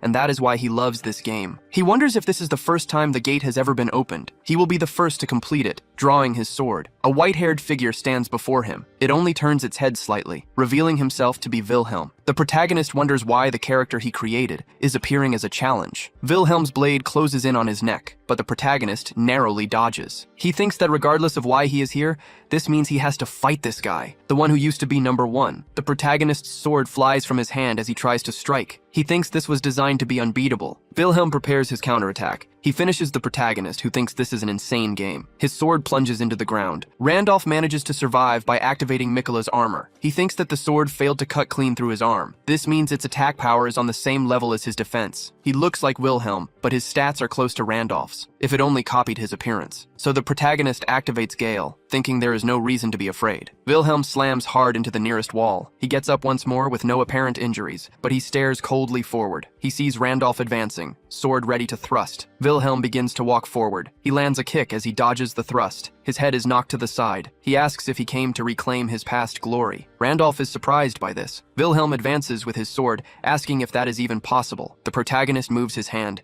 He grabs his hair and asks what the hell he is talking about. He then moves his head with his own strength and separates his head from his body with the sword. Wilhelm goes lifeless immediately after. His head rolls across the floor. The protagonist pulls out a health potion. He recovers from the damage quickly. Another drop falls from his mouth. He says it is a good thing he bought some potions with the money from the Hudson Casino, but several clones of Wilhelm begin to form around him. The protagonist says he would be regretting it immensely if he had not brought them back in the real world, inside a building. Hana announces that they will end the interview there. She says it must have been very tiring for him to come all this way, and she thanks Mr. Gracia for his time. He says it is no problem, and now that the interview is over and they are not recording, he has a personal question. Hana asks about it, and Gracia says it is simple. The man mentioned in the article she wrote. She must tell him everything she knows about that man and what she saw in detail. Back in the game world, several Wilhelms lie scattered on the floor. Randolph remains standing, his Gale active. He stands firm with his sword in hand, but he is breathing heavily. He wonders how much time has passed, having fought at least 100 of them. The good part is that they are no longer being summoned,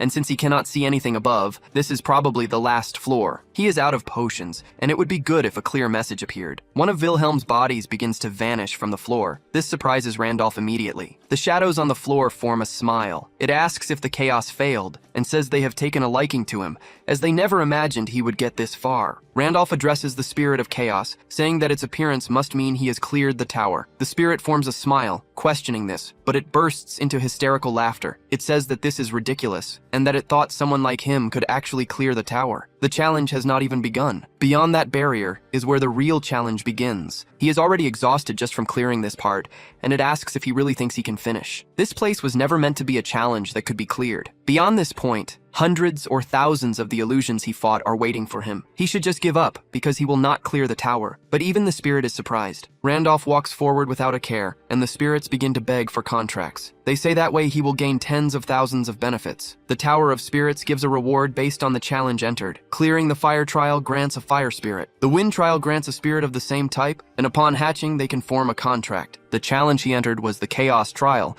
and he thought the reward for clearing it would be a Chaos Spirit Egg. Spirit eggs are rare, and this would be the first in history, so the reward must be of the highest tier, but they want a contract before he even finishes. If that is the case, then beyond this door lies a reward even better than the Chaos Egg, and so he steps inside. He says they clearly told him there were more of the things he fought on the other side. It will certainly be difficult, since he used all his potions fighting, but he has memorized their patterns to the point of nausea. Now he does not need potions or anything like them. He will dodge the patterns he learned thousands of times, and by doing so, he will clear the tower. The spirit is perplexed by this, saying it did not expect him to challenge the tower over something so ridiculous. He really is the kind of idiot they like. Back at the entrance portal of the tower, the protagonist wonders what this place is. The system completes the main quest and begins to calculate the results. The spirit says he really did manage to climb the tower, and it offers its most sincere congratulations. His friends are still alive too. The protagonist asks if that whole speech about the real challenge was a lie, and the spirit confirms it. If he had made a contract, he would have been trapped for the rest of his life. The protagonist sheathes his sword, saying they are good at lying. The spirit comments that they have always enjoyed it. However, he must have received a hint when he cleared the challenge, so that was that. In any case, he should take his well-earned reward, and it tells him to hold out his hand. The protagonist has cleared the Tower of Chaos, and will now receive the rewards for this achievement. Randolph thinks that if it ends just like this, with nothing hidden, then the reward must be a Chaos Spirit Egg. He obtains the egg, which begins to interfere with everything, surprising even the protagonist himself. That mass of darkness has a hidden celestial trait. Feathers then begin to envelop the egg. The system's text becomes garbled because of it, changing to show he has obtained a celestial spirit egg. Randolph looks down in surprise, wondering what that was. It is said that the unknown egg fell from the celestial realm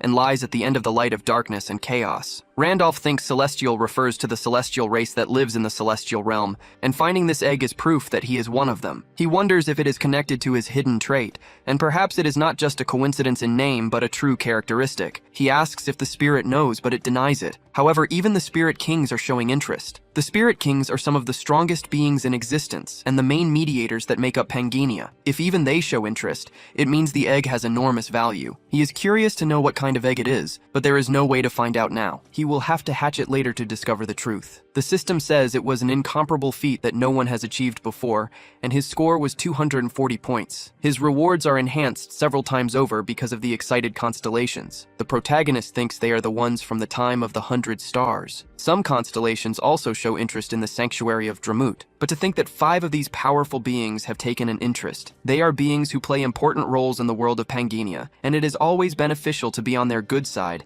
as they assign special quests and improve rewards. In the game's lore, he heard they enjoy stories told by humans, and he thinks this means they liked the challenge of chaos he displayed. The level of the rewards is being transcended due to the constellations. He can choose 2 rewards from the 20 listed below. Sometime later, Isabella and Hudson clear the tower and emerge. Isabella receives a wind spirit egg, and Hudson receives a water spirit egg. The number of spirits received as a reward is decided randomly. By a stroke of luck, Isabella gets 2 and decides to fulfill her promise to the Dryads. If they one day hatch the wind spirit and release it in the forest, the Bazrock forest can return to life. In addition, as a token of their gratitude, they give them the best elixir, the mandrake. It is made from a 1,000-year-old herb that has absorbed the forest's vitality. Naturally, the Dryads. Naturally, they give it to Isabella, who becomes even stronger. The quest is complete. He earns the title Friend of the Dryads and a meeting point in the forest. He also takes first place in the tower climbing rankings. He obtains the privilege of the Guardian Wall, and his grade is improved. Using the cart Hydrogen, the group advances once more. Randolph faces the Guardian Wall that protects his disconnected body from danger,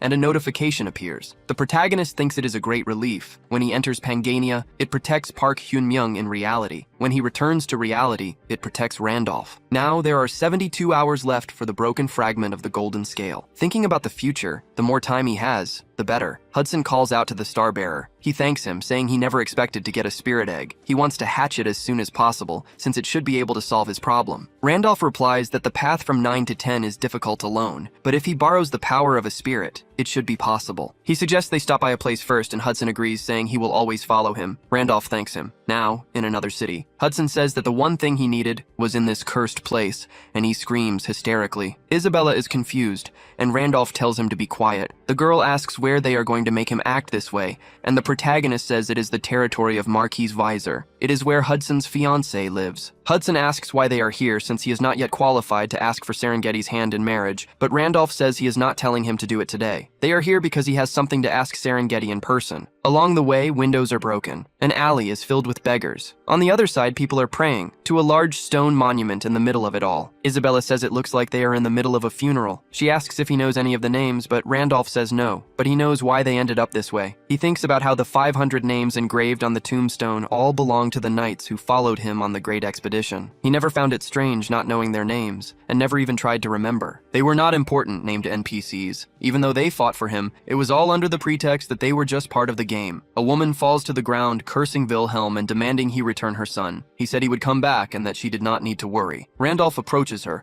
and Isabella asks where he is going. The mother screams, asking how he could, but suddenly her consciousness fades. She collapses, falling right after, but she is caught by Randolph. Everyone in the village shouts that Grandma May has fainted. Isabella approaches the Starbearer, but Randolph just says they will go to the relief station, at the station of the goddess's church. Hudson comments that there are many patients here, but there are very few people at the relief station to help everyone, and he wonders how a major city can be so short-staffed. It seems there is a problem with how it is being managed. A priest asks if they are the outsiders who brought Sister May. He says they could have just walked by, but they are very kind. Hudson just agrees, seeing the priest's radiance, but then he gets close to his face. He comments that to operate the relief station, they are collecting donations from visitors, and if they could donate 50 gold, it would be a great help. Randolph says that a relief station run by the church should be funded by the city's treasury. And even though gold moves through Arcana daily, it makes no sense to demand a normal citizen's monthly salary as a fee. The priest says they have no choice. Andrew says that from now on, they will accept donations to operate the relief shelter. Randolph says that the priest is not that kind of person. Andrew is a high-ranking priest of the Church of the Goddesses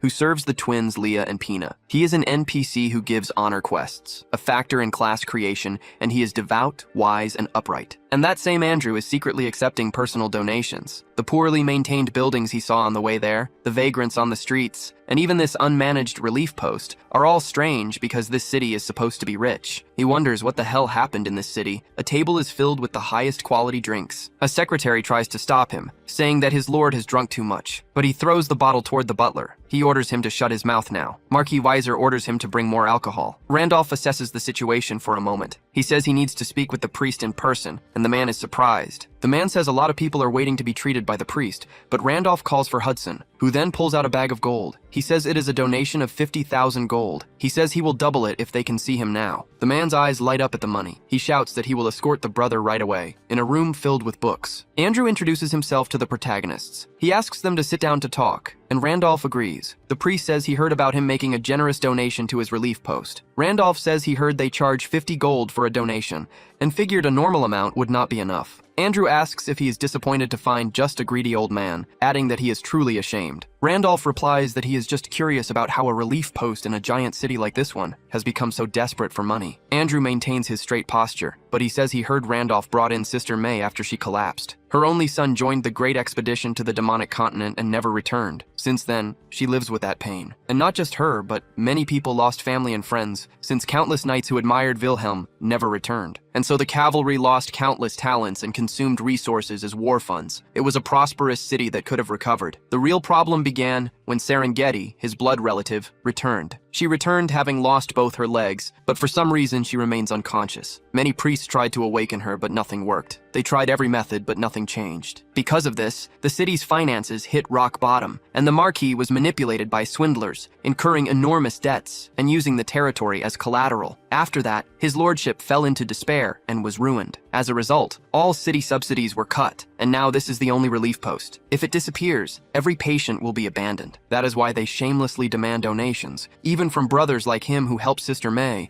as they have no beds, supplies, or staff. Randolph says he is beginning to understand, and that Serengeti may be unconscious due to mental shock or a physical problem. Andrew says if it were something like that, they would have treated it long ago. It seems to be a curse, but it is beyond their capabilities. The protagonist repeats this in his mind, wondering how Isabella can break it with her blessing. He then thanks him and says he must go, as he has business with the Marquise, surprising the priest. Andrew asks him to please wait, explaining that his lordship has secluded himself and does not receive visitors easily. He says he cannot exactly call it a reward for the donation, but if Randolph gives him a few days, he will arrange a meeting. Randolph replies that he does not have time. He tells him not to worry about the donation, as he already got what he paid for. Just then, a voice calls out for Father Andrew. The voice shouts that her ladyship said to bring the guest who made the donation. Randolph comments that when he arrives with money, they let him in right away. He then starts to leave, but the priest asks him to wait. He says that whatever the reason, he is grateful for his help. Randolph tells him not to worry, as it was not even his money. But the priest says it is not about the donation, but about helping May. A smile spreads across Randolph's face. He says it is good to see Andrew again. The priest wonders what he means by seeing him again. At Marquis Weiser's palace, Isabella and Hudson face the guards. Meanwhile, the protagonist is at the dining table. The Marquis stares at him coldly while drinking tea. He wonders if this man donated the huge sum of 100,000 gold coins to the relief post. He does not look like he brought supplies, so maybe he is just some rich man. He apologizes for the abrupt invitation and introduces himself as Weiser,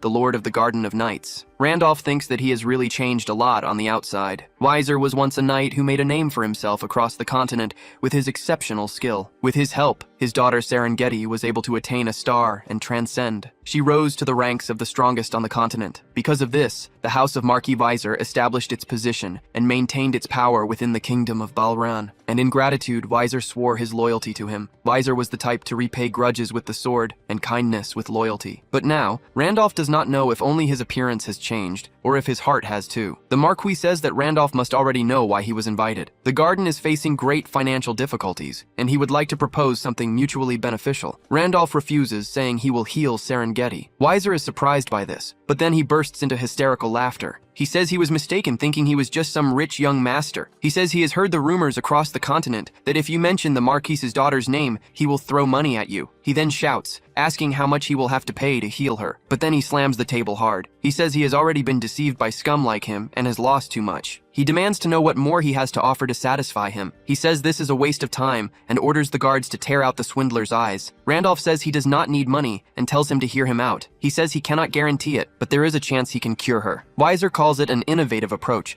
and asks why he would do it, assuming he could even cure her. Randolph says it is a debt he is paying to him, and also one he is there to collect. He introduces himself as the successor to Wilhelm, the Night King he swore loyalty to. He says to take him to his daughter because he has a question for her, and in exchange, he will cure her. Weiser laughs, saying he calls himself the successor to the Night King. The continent is infested with people who call themselves successors, so he orders them to take his life and the lives of the other two outside. One of the guards advances on him with his sword. Randolph just shifts his gaze towards him, slamming the teacup on the table. He blocks the guard's strike while ordering them to prepare the location, because he is going to prove that he is the true successor of Wilhelm. Weiser watches everything that is happening from above. Two people meet in the arena. Hudson questions what is happening to cause a duel, and Isabella says he has always been unpredictable. Randolph stretches his neck, ready for the fight. Then he analyzes his opponent. He has a set of armor blessed by a high-level priest and is fully prepared for this. The soldier questions if he really is the successor to the Night King, and says if he is lying, he should confess and ask for forgiveness, as he might be spared. Randolph says it does not matter, and tells him to just keep his promise to keep his identity secret and not tell anyone who he lost to. The soldier swears on his honor as a knight that this will not happen, and he advances with a thrust, saying he wants to see the skills of the self-proclaimed successor to the Night King. Randolph dodges, thinking he is fast. The swordsman changes the trajectory of his strike, trying for a clean cut as the protagonist evades. He reflects that many high-level knights were exterminated due to the Great Expedition, but even this guy has better stats than him right now. And with this difference in equipment, he cannot underestimate him, as the knight holds his sword to prevent the draw, and so he tries a downward strike. The arc of his strike then approaches. Randolph grinds his teeth in anger, blocking the sword's hilt with his head. Everyone is surprised by this action, saying he never imagined he would stop his sword with his head. He is not a fraud, but a true lunatic, as Randolph looks at the man with a hateful expression. Weiser says his movements are decent, but they are nothing more than cheap tricks. He has seen countless idiots claiming to be successors to the Night King just to take advantage, but his swordsmanship cannot be replicated, and having seen it firsthand, he can say it surpassed human logic. Unless he shows a technique on that level,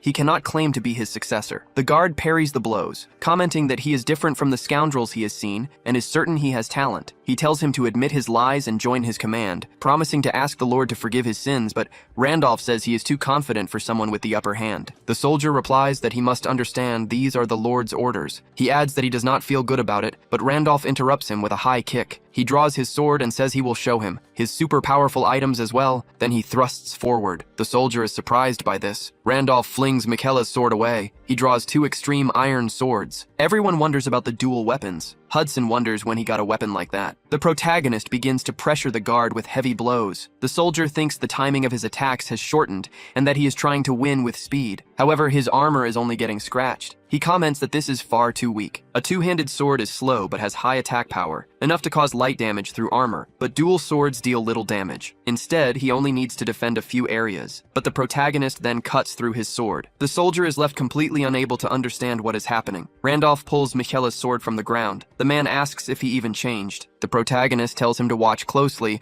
because he will now show him the true sword of the Night King. Previously, when he was in the Tower of Spirits, he could choose 2 rewards from the lists, but then he notices something different. An experience boost is granted thanks to the Extreme Iron Sword. It is a transcendent version, which means its stats are lower but its effects are powerful. He can choose 2 rewards and receive the Extreme Set bonus, and so, he acquires the weapons. All his skills level up, and now they will have better effects. On top of that, he can read memories from his constellation, recreating part of the swordsmanship of the Night King, Wilhelm. Back in the present, Randolph continues his assault. The soldier tries to defend against the relentless blows, but the protagonist shatters his stance. The soldier wonders what kind of movement technique this is. He is at a disadvantage. He needs to stop this and create distance. But Randolph wants to know how it feels to be surrounded by threads. If he tries to create distance, the protagonist comes at him with dual swords. If he uses his strength, Randolph uses the two-handed sword to break his balance. He wonders if a swordsmanship like this even exists, one that does not stick to a single form. It is as if space itself submits to him. Humans are stunned when they face the incomprehensible,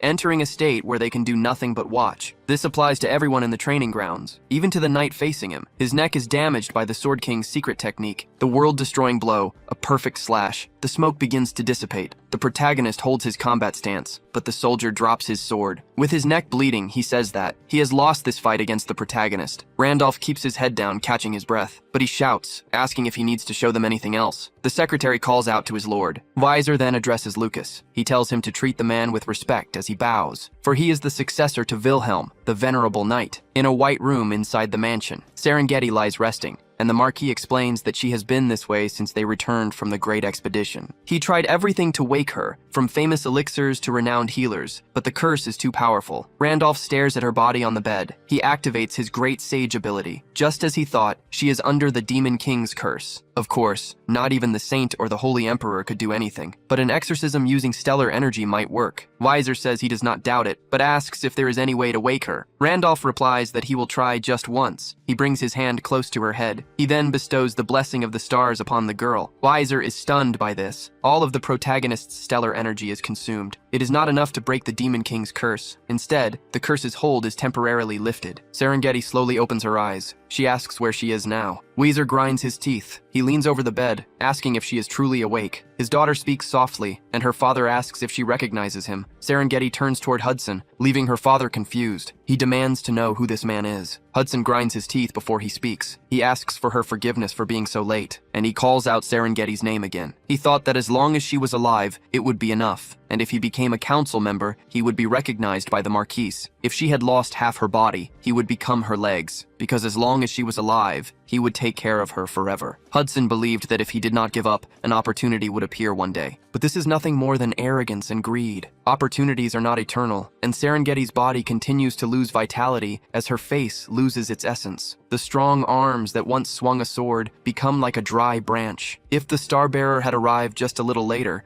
he would have never seen her again, and so, he asks for forgiveness for arriving so late. Weiser questions what he is to his daughter. Randolph says that is enough, and while he knows Hudson cannot contain his emotions, the curse has not yet been removed. The Marquis asks if he means she could fall asleep again. The protagonist says that at best, he can maintain her state for some time, but to completely break the curse, he needs another star. To remove it completely, his stellar energy must be greater. There are only 2 ways to level up or to find stars, and he needs to recover the 5 he lost. Because of the successor class's secret effect, which allows him to read a star's previous owner's memories, he must recover them immediately. If someone else gets them first, he may never be able to get them back. He has already recovered 1, leaving only 4. He must get them quickly. He needs to ask Serengeti about when he lost his life, so he tells everyone to leave, as he has something important to discuss with her alone. In the dining hall, the Marquis and Hudson meet. Weiser asks if he means they promise to marry each other. Hudson confirms, apologizing for his late introduction. But the Marquis then takes a deep breath. He says he is grateful that Hudson came for his daughter, but from now on, he will no longer be able to see her. Hudson says he knows he is not good enough, but he will soon join the council and become worthy. He asks for a chance, but Weiser replies that it is not about that. The consequences of the Great Expedition were severe. Restoring the knights and Serengeti cost a great deal of money,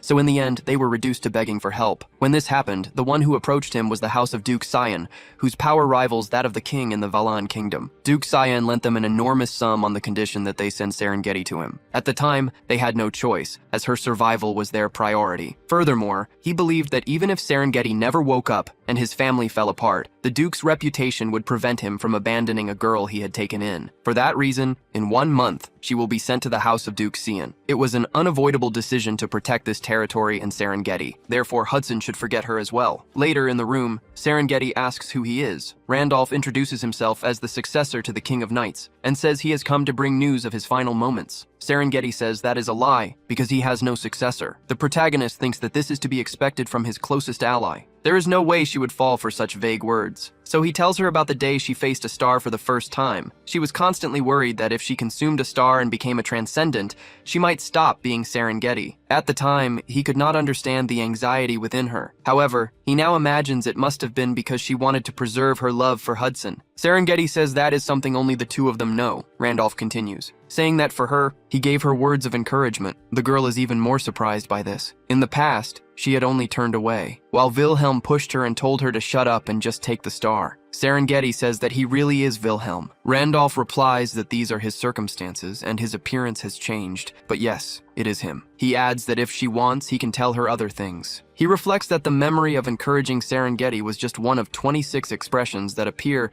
when he presses Control and a key. However, thanks to the hidden effect of the Star Successor class, the memory is so real to him it feels like it actually happened. Of course, the action is not his own, but one that reflects Wilhelm's personality. Serengeti says he is not the kind of man who would speak carelessly to others, so that is more than enough, and asks if he has become a sinner. Randolph confirms, and she warns him to be careful of hunters. Players who possess others while retaining memories from before losing their lives are called sinners, and the NPCs who specialize in hunting them are called hunters or reapers. Randolph says that no matter how much he thinks about it, there is something he wants to ask about his final moments. On that day, he definitely takes the Demon King's life. He is sure he drives the path of light into that bastard's core, and his body begins to disintegrate. However, in the final moment of the fight, a pressure envelops all of their bodies, and everything simply freezes in time. After that, he loses consciousness, and he loses his life just like that. So he wants Serengeti to tell him the truth behind how he lost his life that day. The Great Expedition led by Wilhelm is an unprecedented force of 200,000 elite soldiers, and their morale is at its peak, with extensive preparations based on exhaustive data, and a meticulous plan to handle every possible variable flawlessly. Everything is perfect, or rather,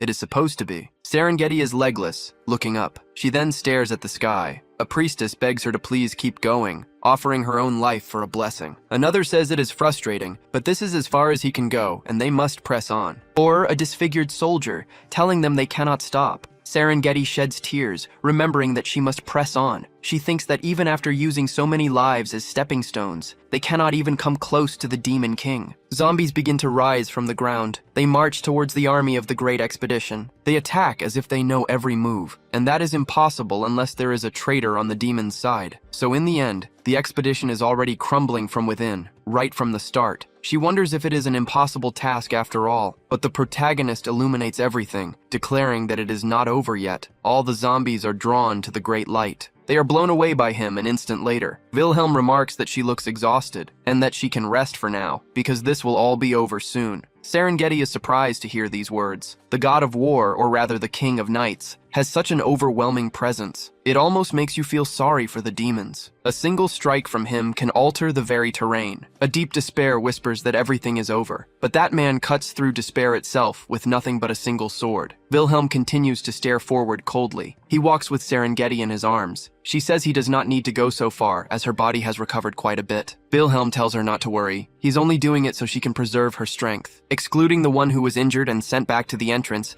they are the only ones left. So at the very least, she must return alive, since she cries every night saying she misses that Hudson. Serengeti says she never cried, but she will definitely return to him, until a magic circle forms beneath the two of them. Serengeti looks down, perplexed. Wilhelm cracks a smile, saying that honestly. This game is not easy at all. The girl screams his name, as the god of war tells her to go back and get married, or start a relationship if she wants, but that she must live a good life. Serengeti thinks that she can live, that the King of Knights saved her life and gave her a chance to survive. Even if she returns alone, no one will be able to blame her. That is how grotesque this battle has been. If she just goes back, she can meet the man she misses so much and enjoy a normal, happy life. If she just gets out of there alive, she will be able to stand before Hudson. But in her mind, Serengeti apologizes, and so she uses the position swap ability. Wilhelm is surprised to be caught by it. The magic circle explodes, suddenly amidst the smoke. Wilhelm emerges, completely stunned by it all. He sees Serengeti on the ground, both of her legs gone. She says she was lucky, that even after being caught in the trap, her body was not destroyed, and that despite losing her legs, she survived thanks to the elixir she was given. Wilhelm thinks that he acted without thinking, and even though he was immersed in the game, he made a very dramatic exit. The girl comments that Wilhelm hid her by placing the Supreme Protection Talisman on her body. That is why the Demon King did not notice her, allowing her to observe the situation until the very end. Randolph says he remembers up to that point, but that is not what he is curious about. The girl says it must be about what happened next. The Demon King appeared immediately after that, and just as in his memory, he was certainly defeated, but suddenly Wilhelm freezes, as if time itself has stopped. Even after driving his weapon into the Demon King, he says that for a 5-star transcendent to think he could press things this far without the goddess's interest, but that was the mistake that cost him his life. Without the goddess's authority, he can break his form but not destroy his essence. He offers his respect to the god of war. As a tribute, instead of his torn flesh, he takes his body as a new vessel. An energy of chaos then takes over the area. It then forms a typhoon of energy, but it is pierced by light. It is destroyed right after. The Demon King says there is no way that thing is a star, and that he planned to kill everyone, but he cannot do that since he is also a god. Wilhelm then falls unconscious. The Demon King screams that he will have his revenge, while the god of war lies sprawled on the ground. Serengeti says she does not remember what happened after that. The protagonist thinks that the Demon King tried to take Wilhelm's body, and a goddess helped him. He wants to know what the hell is going on. Meanwhile, at the Kingdom Wall, the guards comment that it is boring spending time there. Another replies that all low-level soldiers will have their salaries delayed. This is because they cannot properly reallocate nights between shifts, and no one wants to stay in a rotten place. Another says that is true, and his colleague asks why the grim talk. But there are several figures in the mist. The guard then panics. He screams that they are monsters. As the creatures run toward the wall, they warn that it is a monster wave and they are under attack. A long time ago, a war between light and darkness begins in Pangania. The goddess Leah loses her life in this war, and the continent falls into deep darkness. After this, the continent is isolated, and the ends of the roads are blocked by a black void. To connect the separated lands, people eventually invest astronomical sums of money in portals. In other words, portals become an essential means of transport, but they are also unknown objects. If abandoned, they can connect to the black void and become a disaster. Back to the events from earlier. Randolph sits in the room with Serengeti. He reflects that connecting what she said means the Demon King tried to take his body, and Pina interfered. He has more questions than answers and is not sure, but if he connects everything, the reason he did not kill the Demon King was because his PC got a blue screen. However,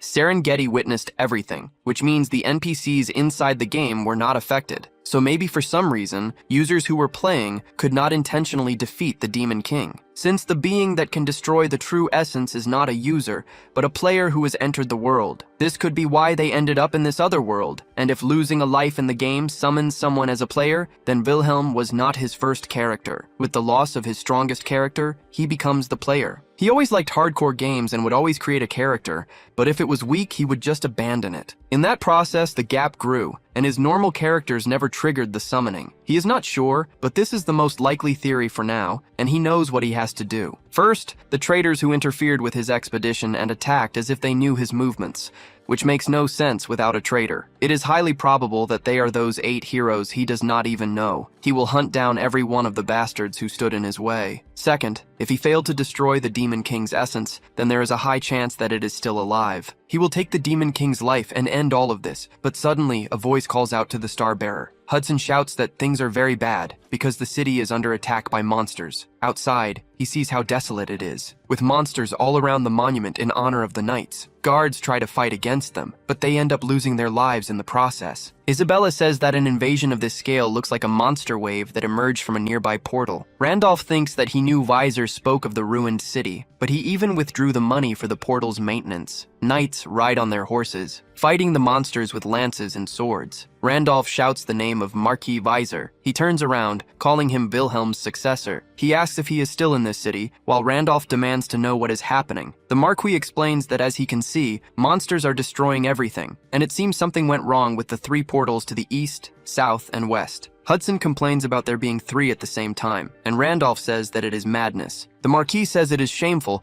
but begs him to lend his strength, saying that if he fights, it will be a great help. The mission to defend the city would grant honor and a lot of experience. He says the reward will be based on the completion time and can be improved. The protagonist wonders if Weiser has gone mad. He shouts that he is begging, since with the city's current forces, it is impossible. Hudson begs for their help in Serengeti's territory, and Isabella replies that it is not something they can decide based on emotion. Randolph thinks that this is the worst possible scenario. For now, they are only normal monsters, and they are holding on. But the moment 10 minutes pass and a hybrid appears, they will be annihilated. A hybrid is something that neither he nor anyone else there can handle right now. The only way to prevent them from appearing is to destroy the 3 portals and finish the mission before 10 minutes pass. However, for that to happen, they do not have enough combat strength. The regular soldiers are busy defending the city, which means the Order of Knights and the 3 of them have to break through a large-scale monster wave. It is a long shot, but the Golden Scale shop upgrade is probably connected to synchronization, and he cannot give up. The timing is terrible and they have 0 preparation, but there is no way to complete the main quest here, so there is no need to throw his life away for something so useless. Amid the smoke of the area, Randolph thinks he cannot get carried away until he hears a scream. Civilians cry out for help from within the fire, losing their lives to mere goblins. As cruel as ever, they even strike from behind. The people run as far away as they can. Because of this, children cry. Amid a grotesque scene caused by these monsters, she pleads for someone to please help. Randolph watches this with a cold expression and clenches his fist. Weiser is then taken by surprise. He notices the priest, Andrew, carrying a man in his arms. He then shouts for the knights to follow him, and to stop the monsters chasing Priest Andrew. He moves his golden sword, taking a monster's life with ease. He then says the priest needs to take a horse, as they cannot save everyone, and if they are lost, there is no salvation. Andrew says he cannot do that.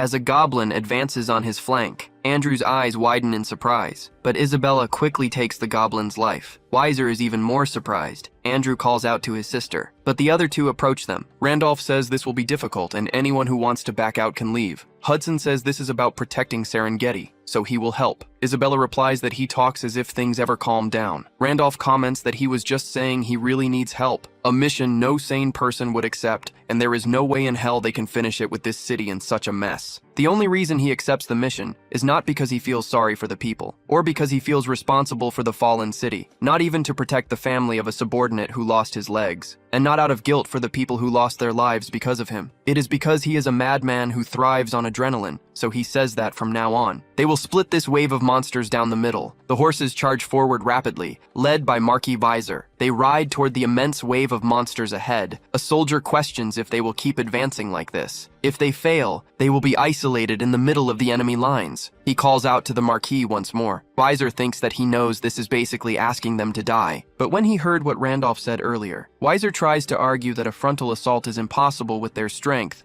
as they will be isolated and then killed. Randolph asks if there is another option. As long as the teleporters inside the walls are not destroyed, the horde will never end. It is not a matter of if they can succeed, they must succeed. He says he will ensure they can advance, so no matter what happens, they must not fall back. Weiser shouts for them not to slow down no matter what. They must not stop advancing, as a giant monster slams down its tentacle. Weiser thinks that he will trust him completely, the successor of Wilhelm. Randolph says the old man just keeps charging ahead. This is close enough, for they are now in range. He hurls his spear, severing one of the octopus's tentacles. The monster panics at this. Randolph then uses the teleport book. The druids appear there moments later. The connection point is the Basrock Forest. The High Druid then says he will repay what he did for the forest, and so they begin to fire a storm of arrows at the monsters. Weiser turns, asking what that is. Hudson says that druids have come to help, and that he really had an ace up his sleeve. Randolph thinks that he never imagined the reward he got from the forest. The friendship of the druids would be this useful. On top of that, they never betray a friend they trust. Stopping at the forest was damn lucky. So please, show them what it means to have a friend. Their leader holds his bow tightly. He aims an arrow, saying a monster is blocking the path and that he understands they want to push straight through. He gathers his energy, telling him not to worry and to just push forward, because he will fulfill the only request, to create a path for his friend. The arrow slices through the air along its path, approaching the octopus at an absurd speed. As soon as the arrow makes contact with it, it explodes everything around it with incredible precision. Several of the monsters lose their lives, or their limbs are sent flying. The place is completely devastated, but it clears a path for the cavalry. They press on, their teeth clenched in fear, but one of them shouts that they have made it through the newly created path. Hudson shouts that it is a success. Isabella says they just have to destroy the teleporter and it is over. Randolph thinks he cannot believe they cleared a path so easily, and that this is the power of a level 9 raid boss. Weiser shouts for them to pay attention. It is too early to celebrate as the monster horde is not finished yet. He says they have about 6 minutes until the hybrid emerges, and they must destroy all 3 teleporters. They will now split into 3 units. Randolph says they will split into 2. Weiser argues they cannot leave a teleporter alone, and Randolph replies that he knows, but even if the druids keep the horde under control, a large number of monsters will still be protecting the teleporter. If they split into 3 groups, they will never destroy all 3 in time. No matter how he looks at it, 2 units is the absolute limit. Weiser asks about the remaining teleporter, since there is not enough time to destroy one and then move to another. Randolph remains silent at this. He says he will go with only Priest Andrew by his side, and Weiser shouts that this is ridiculous. But Randolph asks them to trust him, as it is the choice with the highest probability of success. However, they must destroy the teleporters 30 seconds before the hybrid emerges, or even earlier. The Marquis says he will trust him, and so he advances, counting on the protagonist. Hudson says he must have a plan this time too, and Isabella tells him not to doubt them. She says he always does things they cannot imagine, and he will definitely do it again. Andrew asks what they should do and how, but Randolph just says they are going to destroy the teleporter. He tells him to be quiet, because he is figuring it out right now. He thinks about how Isabella, Hudson, and the old man have left for the other 2 teleporters. There will be monsters protecting them, but fewer. If each team pushes forward, they should be able to destroy them. The problem is that the mutant monster will appear at the last remaining portal. It is the Black Warrior's final attack pattern. It is a monster on a completely different level from the normal ones, so he has to be the one to handle it. Leaving it to others would create too much uncertainty. The minimum time required to kill it is 30 seconds. With a priest like Andrew helping, it should be possible, but if they take too long, their chances will plummet. All he can do is trust. Trust that they will succeed, as Andrew asks if that is a hydrogen. The withered hybrid has 5 minutes until its appearance. The remaining time drops to 4 minutes, down to 3 minutes and 12 seconds, and finally, 1 minute and 4 seconds, reaching the final count of 34 seconds from within the last portal. The hydrogen arrives with 30 seconds left. Randolph thinks that with this, the minimum condition has been met. All that remains is a teleport, now that the mutant's presence is detected. He is about to emerge now. This will cause a massive explosion at the site. A mutant monster enters the area. The Black Warrior appears, looking coldly at the people before him, but he notices something different. Randolph thinks that only one remains. One more, empowered by the priest's enhancements. The Black Flesh hybrid has some time left until its appearance. A total of 28 seconds remain. Beneath the city's overcast sky, rain begins to fall on the soldiers. They run quickly towards the last portal. The Marquis reflects that he is protected by Wilhelm's successor and that there is not much time. They need to hurry. As Randolph dons his armor, the Celestial Dragon set's effect activates. He surges forward with terrifying speed toward the Black Warrior. He stares down the monster with extreme coldness. The equipped boots of Hermes grant a speed buff, and so the protagonist stops behind the monster. He swings his sword toward the portal, but he is grabbed by the Black Warrior. It throws the protagonist away like a mannequin. Even so, Randolph tries to stay on his feet, but a bluish energy surges in front of him. Monsters try to attack him with absurd speed. They swarm him in a cowardly attack, but he unleashes several cuts at an absurd speed. The reinforced hydrogen dies, and its cooldown is 1 day. The Black Warrior remains standing in the middle. 21 seconds remain until the Black Flesh hybrid is summoned. Randolph advances once more, ready to thrust. The Black Warrior dodges the sword strike. It equips the extreme iron sword to face him. The Black Warrior immediately retreats, spinning its sword and cutting Randolph's arm, but the protagonist is healed, thanks to the enhancements from Father Andrew. The Black Warrior moves its weapon once more, sending the protagonist flying with a blast of energy. 17 seconds remain until the jerky hybrid is summoned. Father Andrew is left speechless by this, but the Black Warrior rushes toward him this time. The man is completely terrified by this, but Randolph appears before him and blocks the strike. Father Andrew is thrown backwards into the monsters, but the protagonist cuts them down with ease. The two are surrounded by creatures, not to mention the Black Demon. Randolph then looks down. Using his Star Piercer, a skill still stuck at level 1, Andrew is stunned by this. The protagonist uses his extreme sword's dual wield, moving with overwhelming speed, as the Black Warrior tries to react. During their sword duel, the timer for the hybrid's arrival drops to 11 seconds. A massive explosion of power erupts on the spot. As the smoke clears, blood is spat onto the ground from the force of the combat. Randolph blocks the Black Warrior's strike and pierces him. The monster remains silent until the very end. Randolph drives his sword into its foot. He cracks a smile, saying that finally, it will stay quiet and away from everyone. He then yells for Priest Andrew to perform the prayer of adoration right now. Randolph yells for him to pray only to him, to worship him. When 4 minutes remained, they advance with the Hydreigon leading the way. Andrew asks if it is truly possible with just the two of them. He says he does not want to doubt him, but he cannot calm down in this situation. Randolph replies that if they had enough time, they could succeed, but with his current skill, it is impossible within the time limit. Andrew then asks why they came alone, and if Randolph does not realize that if they fail, everyone will die. Randolph asks if he wants to save everyone in the city. Then he must perform a prayer of adoration for him. This is a sincere prayer offered to a goddess by a high-ranking priest connected to her, a prayer only a select few members can recite. If this prayer is offered to someone other than the goddess, the target gains an equivalent power for a short time. But to offer the prayer of adoration means it will be the priest's last, and he will be abandoned. And Andrew is an NPC created to serve only her. For him, to be abandoned by the goddess is a pain greater than having his heart pierced, as if his entire world has lost all life. Randolph thinks that, in other words, it is a supreme technique that risks everything the priest has, and he was telling this man to abandon the world he dedicated his entire life to. Andrew asks how he knows he can use it, since it is something he has never told anyone besides a few priests and her. Randolph says it does not matter,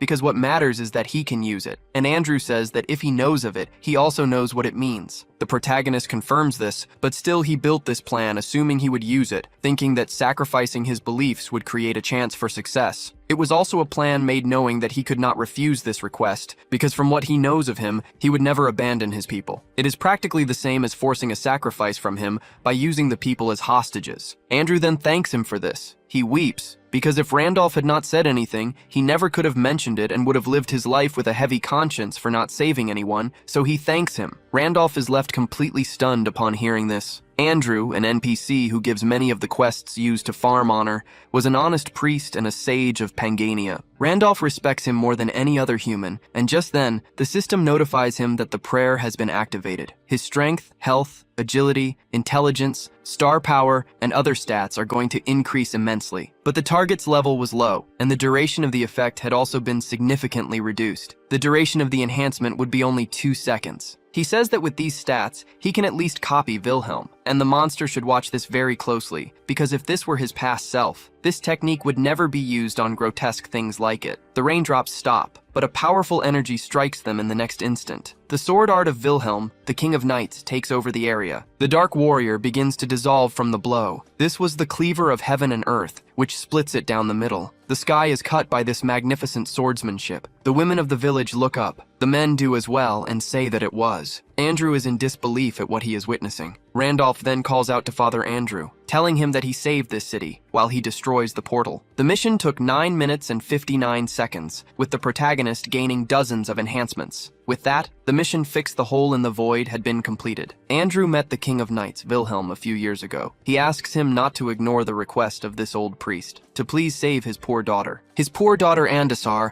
was cursed by dark magic and transformed into an eldritch. Even though she had become a monster, he still loved her and could not bear to lose her, so he hid her underground, far from the world. However, as she was consumed by demonic energy, it became difficult for him to handle her alone, and he began to seek help in secret. The most important thing was to find someone strong enough to purify Andasar alone, and who valued honor enough not to leak information. After some time passed, finally, Wilhelm then faced the man, so he orders him to lead the way. As he opens the door to the room, the girl stands in the middle of it all, with her black eyes and disfigured face. Wilhelm asks if it is her, and Andrew confirms, asking for help. The protagonist approaches, saying he understands and that he will purify her. The King of Knights, Wilhelm, is the man who saved him and his daughter. Randolph finally makes the Black Legion return to the Abyss. Andrew asks who he is and how he managed to use Wilhelm's sword techniques. Randolph replies that they can say he is his successor. Andrew thinks that he never imagined he would be helped by the disciple after being saved by the master. This is truly an incredible fate, but he starts spitting blood, collapsing. Randolph runs toward the priest, Andrew, asking if he is all right. Asking if he is. Andrew explains his sacred power vanished as a side effect of the prayer of worship, and it seems the illness he was suppressing has resurfaced. Randolph thinks his condition is terrible. He is not sure it will work, but he will try. He then says he heard that he received help from his master in the past, and Andrew confirms. The protagonist says that in return he gave an indulgence to his master. The King of Knights said he would carry his sins and that he would use the indulgence he gave him. He then says that he forgives all of Andrew's sins. An indulgence is a pardon that a high priest of the Order of the Goddess can grant 3 times in their life. According to the lore, it is an authority that forgives anything except the 10 deadly sins. In the game, it was an item used to remove suppression points, a penalty given to trolls. But in reality, it is just a shell symbolizing its meaning, since it is only a manifestation of faith. His contract with Drumut is also a form of faith like this. Drumut was surprised and questioned how he knew of the contract. Andrew is surprised as his divine power returns, and the indulgence can only be used by the person who received it. Randolph thinks that it worked with Drumut, so he tried it, but he did not expect it to work. Andrew asks what the hell that was, and perhaps he received an indulgence from another priest,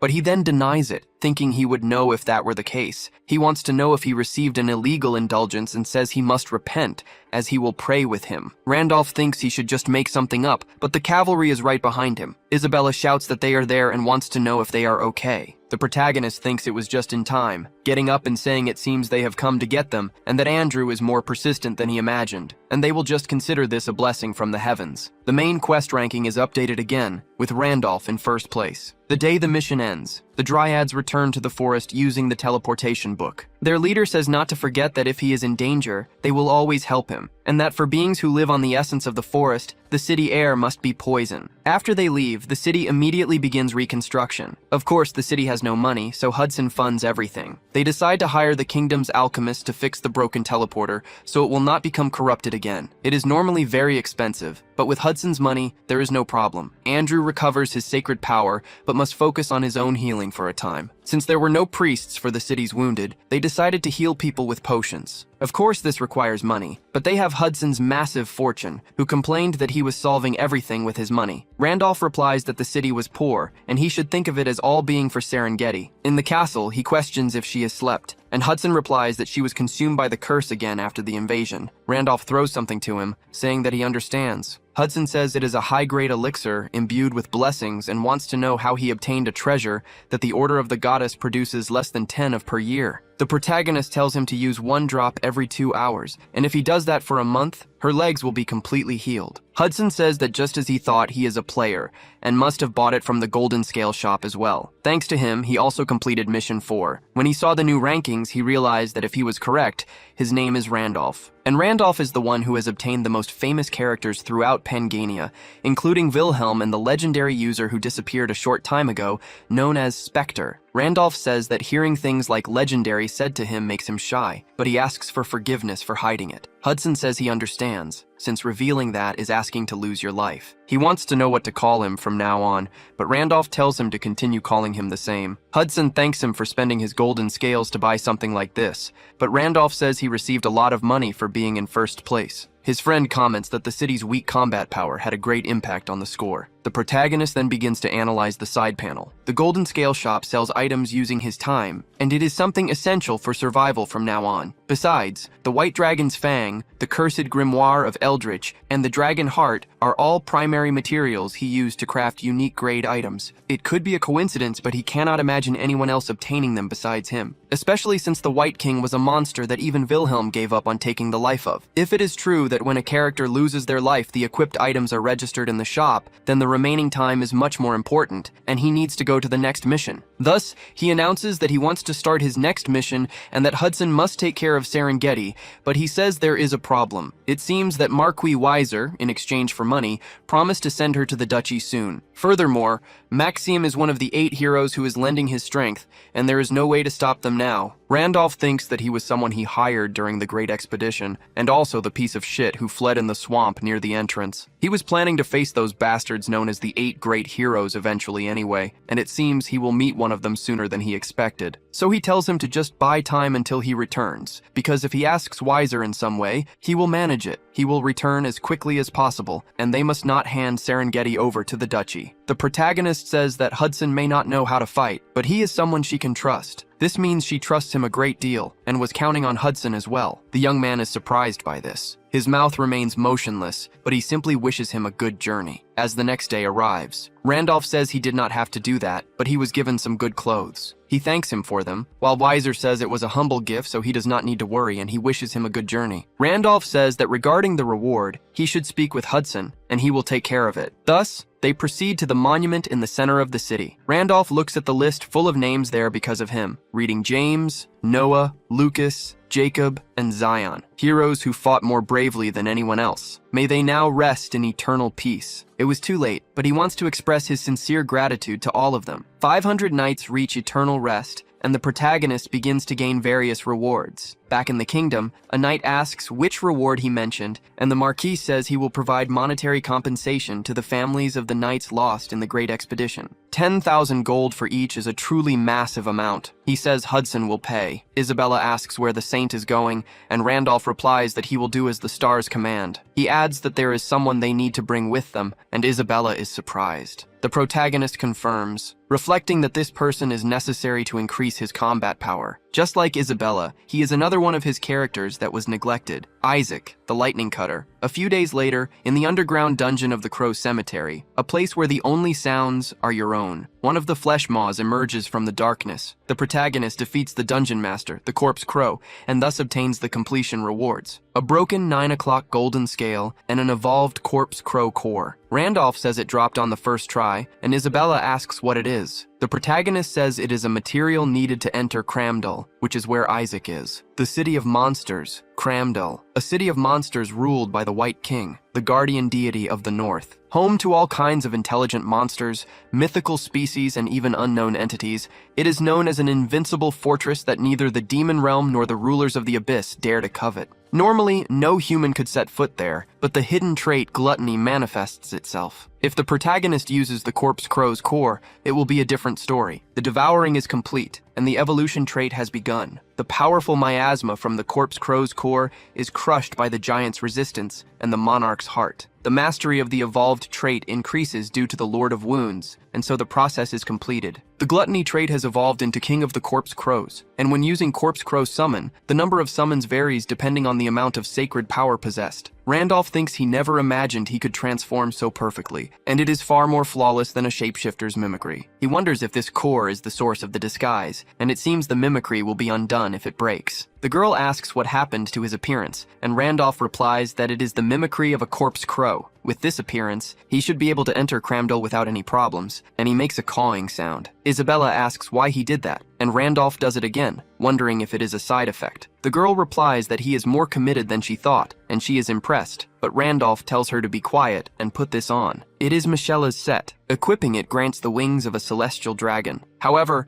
since her appearance apart from the wings will be different from theirs, she will be classified as a draconian. It does not matter, since they are both monsters. He has explained enough. They must leave now, as they have a long journey ahead. A boat sails on the open sea. Isabella wears the set, which adjusts to the user's gender and level. She comments that she never knew it was possible to travel to Cramdell this way, and Randolph says that the star knows all. The girl comments on the monsters aboard the ship. She feels that none of them should be underestimated. Just by looking, she can tell they are level 7 or 8 monsters. It is a miracle that a ship full of such beings is even operating, but Randolph says that only evolved monsters are permitted to enter Cramdell. Monsters with the title of evolved have intelligence comparable to that of a human, and they never cause trouble within the territory. A claw moves in right after. Randolph says that is the rule, and Isabella turns. The level 9 raid monster, the colossal grudge, appears. It announces that it is hungry. Its claw then begins to move, heading toward the boat, but a red light then emanates from the ship. The Medusa's Eye ability activates. The grudge questions its hunger, as it is paralyzed, but it releases the boat an instant later. Isabella questions how a level 9 monster is defeated in a single blow, and Randolph explains it is the ability of Medusa, one of the 4 pillars. No one is permitted to cause disturbances in the territory, and anyone who breaks this rule loses their life, and that is the rule here. That is why, unlike that low-intelligence monster from just now, the evolved never break the rules. A hooded figure apologizes to the passengers, saying an impurity infiltrated Cramdell's territory. He says there is nothing to worry about, so they should please remain calm. They will arrive in Cramdell shortly, so they should please forget the recent unpleasant incident. They hope everyone has a peaceful day from this point forward. Randolph calls to Isabella and says the place they are going is an invincible fortress ruled by monsters, and if their identities are discovered, their lives will be at risk. She must not let her guard down, not even for a second. As an archway comes into view, they are finally in the city of Cramdal. A monster calls out that for the purification of body and mind,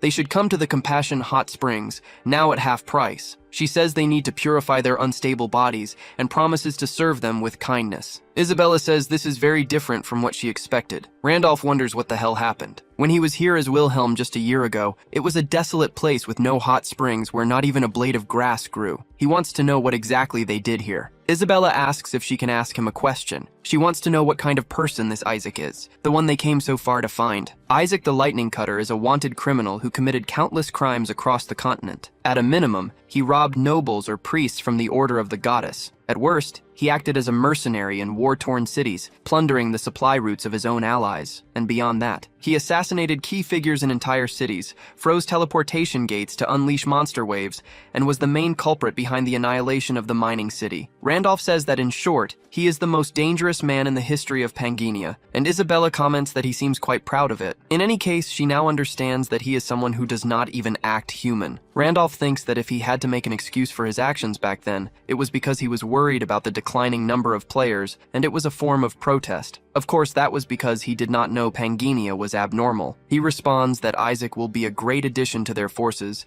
but Isabella says that nonetheless. Now that she knows he is a dangerous individual, if he does anything that even slightly threatens Randolph, she will take his life. Randolph says that is comforting. The girl asks what he looks like. Randolph says he has a lightning bolt scar on his forehead, golden blonde hair like pure gold, and the wings of a celestial dragon just like hers. Just then, in an alley, he sees someone matching that exact description. Isaac says the client does not understand him, insisting that his hot spring is the best and the cheapest. The girl questions if this is really the most dangerous man in Pangania. Isaac shouts that the man is not going home until he visits the hot spring. Isaac then looks to the side. He asks what they are looking for and why they keep staring. He notices the celestial dragon wings on Isabella. Randolph says what a relief, adding that it has been 150 years since he met a dragon in a place like this. Isabella confirms that it has indeed been 150 years. Randolph says this is exciting and they absolutely must catch up. Isaac notes that if they ignore the corpses, that woman over there is obviously human, but her mouth is covered. The eye of Medusa is watching them. Randolph says they had better be careful, and that they will talk for a bit now, in one of the city's alleys. Isaac asks how this bastard knows his name, and Randolph tells him the eyes of Medusa are watching, so it is best not to say anything unnecessary. He tells him not to act tough, because he knows they are in the same boat. Just by having celestial dragon wings, the monsters recognize her as one of their own, but she cannot fool Isaac's eyes. He entered this place using the same method she did, but unlike Isabella, there is a reason his equipment is hidden, while only his wings are visible. He used an equipment invisibility potion to hide his appearance, but it does not matter, since he can clearly see all the equipment Isaac is wearing with his own eyes. He then whispers that no matter how much he hides the Michela set, he cannot fool his eyes, and that he must choose whether to let this go or die like a dog. Isaac pretends to be a half-dragon of his caliber, surprised to see one of his own kind after so long, and feigns an introduction. Randolph suggests they go somewhere else for a proper talk, and Isaac asks where. He then notices something on the ground. He says that a hot spring sounds perfect. At the hot spring, Isaac tells the old man that he brought some customers. He adds that he needs to get 2 rooms for them since they are from out of town and have nowhere else to go. The evolved goblin says he told him not to treat customers this way,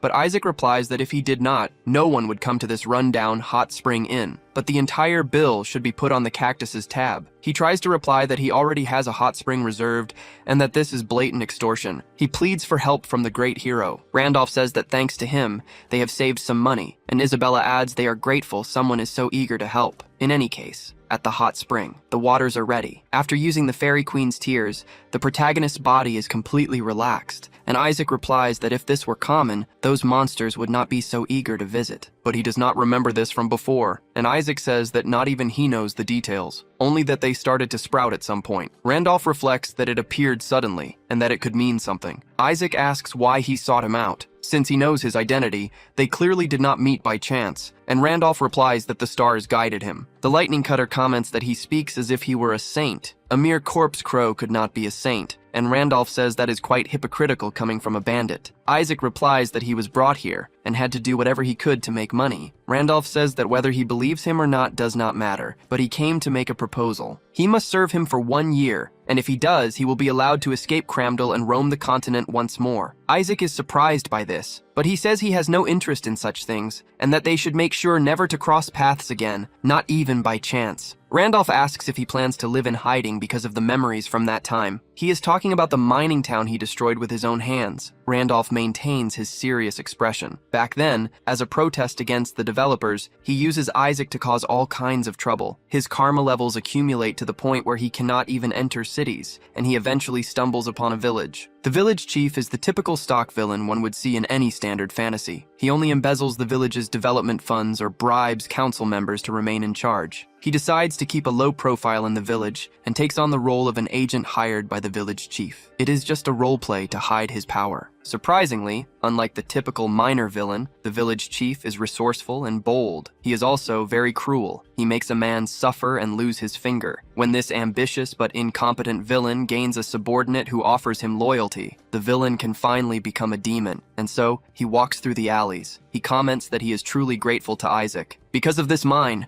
a mere village chief has become the head of a mining town, and it will bring him riches he could not spend in a lifetime. Isaac says that with this mine they can go even higher, and thinks that it is time to plunder this place and leave. The village chief says it will not take long, and that he must complete his village. Workers are in precarious conditions, unable to even stop. Isaac asks who these people are, and the village chief asks what he is talking about. He says they obviously gathered everyone from the neighboring towns. Because of that, they had to spend a fortune on the royal guard, but it was a necessary expense since they will earn a huge amount of money. He sees a child with a sack on his back. The boy spits on the ground, with no will to live. The village chief stops in front of him. He crouches down to the boy's level. He asks if the boy has caught a cold, and the boy says yes. He has been feeling unwell since yesterday. The village chief says it would be a disaster if he spread the cold to the others, and that he should go rest now. He adds that if only the boy were not infected with filthy pathogens, he could have squeezed more use out of him, and so he takes the boy's life, saying it is truly a shame, but they can just breed more brats. Isaac is stunned, realizing something has gone terribly wrong. The village chief says they can even buy a kingdom thanks to Isaac. Everything has spiraled out of control, and Isaac needs to put things back the way they were. Randolph continues that after that, he took the village chief's life and tried to change the city, but it was useless as it was completely rotten, and villains appeared without end. That is why he unleashed a monster wave to obliterate the city. In the process, many people were swept away and lost their lives. He says the city was destined to fall even without him, so Isaac should stop blaming himself. In response, Isaac tells him to stop pretending he knows everything. Randolph says that if he is staying out of guilt, he is mistaken. Isaac turns, demanding to know who he thinks he is. Randolph replies that he will take the Demon King's life,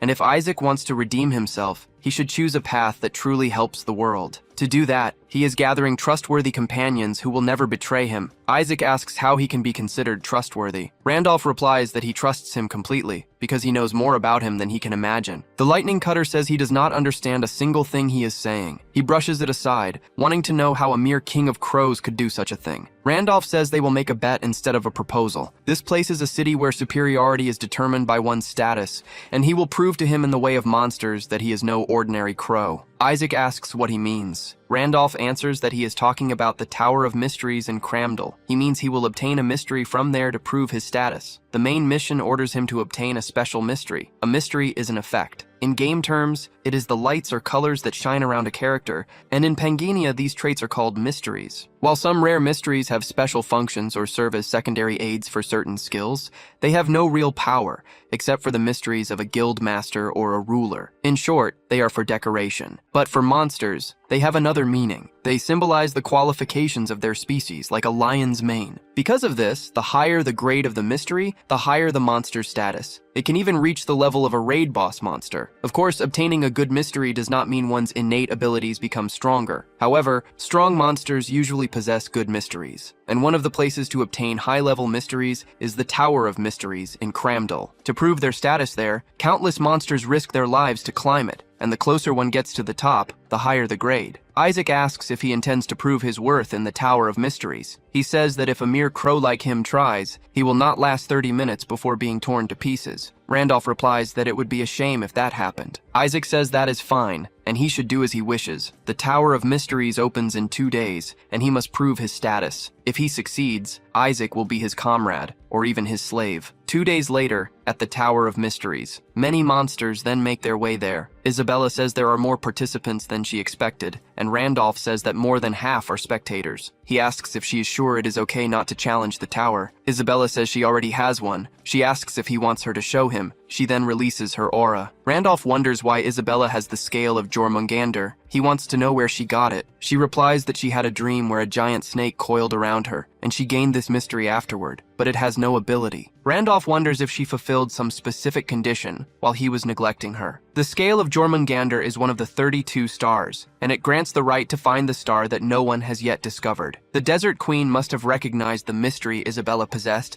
That is why she kept her close, placing her on the throne as a princess. If that is the case, the Queen will never give up on Isabella. This terrible connection with the Desert Queen may not be over yet. The girl asks what that was, and Randolph says it was nothing. He reflects that for now he must focus on the current task, and a small mouse shouts that the doors will open soon and all participants must finish their preparations now. Those who are ready must gather near the road, and Randolph comments on this. Isabella says she will be waiting for him. Several monsters walk to the front of the area and stop, staring at the small mouse. Randolph quickly scans everyone there. He notices a pureblood on one side, a leviathan that has reached adulthood, and even a minotaur king. They are all calamity-class monsters here. Today might be a special day. This should not be common. The small mouse says there are many formidable challengers this time, and that the seats for the 5 pillars, Cramdell's new supports, are still vacant. The appearance of someone with the status of a new pillar is something even the White King is eager to see, and Randolph thinks that must be the reason. The 4 pillars of Cramdell, including the Medusa, each one is an opponent that would require a top 30 player on the server to face. Having 4 such monsters is already enough. What are they planning by choosing one more? But a monster behind him tells him to get out of the way. It demands to know how a piece of trash like him dares to challenge the Tower of Mysteries, and Randolph says that is right. The others are surprised by this statement, but they burst into laughter right after. They say if he wants a mystery that suits him, he should go to a convenience store and watch quietly while his kids stay home. It continues, saying he does not know his place, and that one must be at least a high-level beast to challenge this place. He may have been born a little stronger than the other corpse crows, but he is still just a crow, and this is no place for low-level species.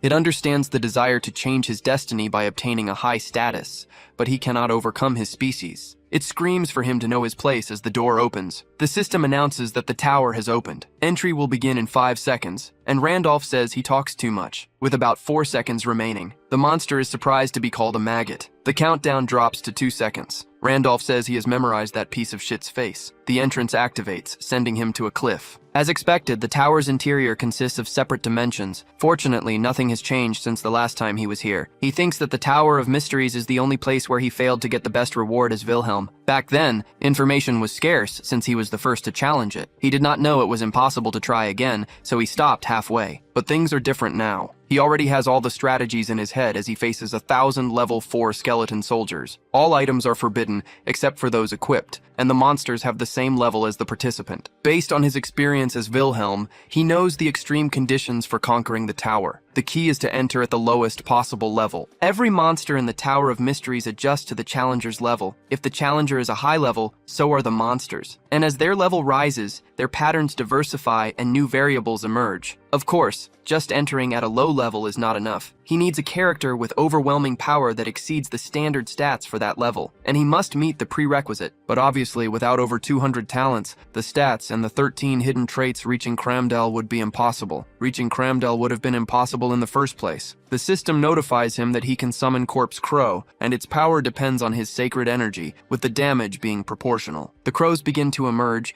and Randolph thinks about the second key element, his class. This was another reason he chose the Crow Corps. It is because he has skills specialized for fighting large groups, and while it is a low-performing level 4 boss monster, it is the best in the game against multiple enemies. Furthermore, the skills of a low-tier beast like the Corpse Crow level up much faster than those of high-tier beasts. They take the life of every single skeleton. The system notifies him that his skill level increases by 1, a message that repeats several times. Thanks to his overwhelming number of talents, he cannot level up no matter how many monsters he hunts. But his proficiency can be increased rapidly here. To put it simply, he is the only one who can reach the end of this place. Isaac tells the cactus to stop throwing them on the ground because he has to hand-deliver everyone. Distributing them on a peak day will be very efficient. Everyone is surprised that someone has already cleared a floor of the tower in less than 3 hours. The light for the first floor is already lit. Isaac stands up, saying someone cleared the first floor. Isabella asks what it means for the light to be on. Isaac wonders if it was the dragon ute from before. He asks if she does not know about the Tower of Mysteries. When someone challenging the tower clears a floor,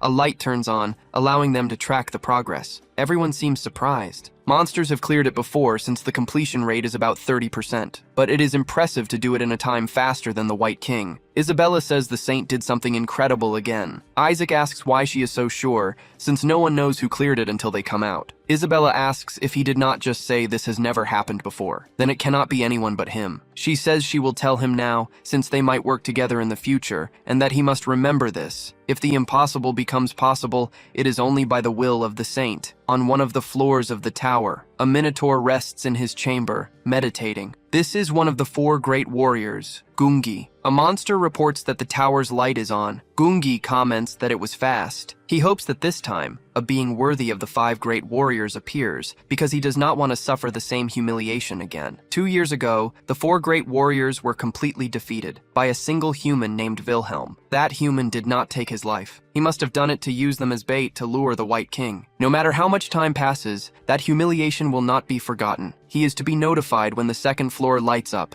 as he will go himself for anyone strong enough to reach that floor or beyond, even if they are not on the level of the 5 warriors. The problem is that the lights are already on up to the 4th floor. Gungi is even more surprised by this feat. He asks if the challenger is already on the same floor as the White King in such a short time. He then makes a decision. He sends word for all 4 great warriors to gather at the Tower of Arcana immediately. Back in the tower, Randolph walks on. The crows follow him toward a body. The summoning skill reaches its maximum level and transcends into advanced summoning. He has cleared the 4th floor of the Tower of Mysteries, and as a reward, he can obtain the Transcendent Mythic Arcana. If he refuses, he will ascend to another trial. Randolph refuses, and so proceeds to the 5th floor. The teleportation begins, its destination to be determined by the challenger's racial stats. Randolph wonders what this means. The system begins to measure his stats. Void, level unknown. Druid, level 10. Celestial, level 20, and Corpse Crow, level 5. The total is 55 points, meeting the tower's final hidden condition. A hidden quest is sent by the Tower Master,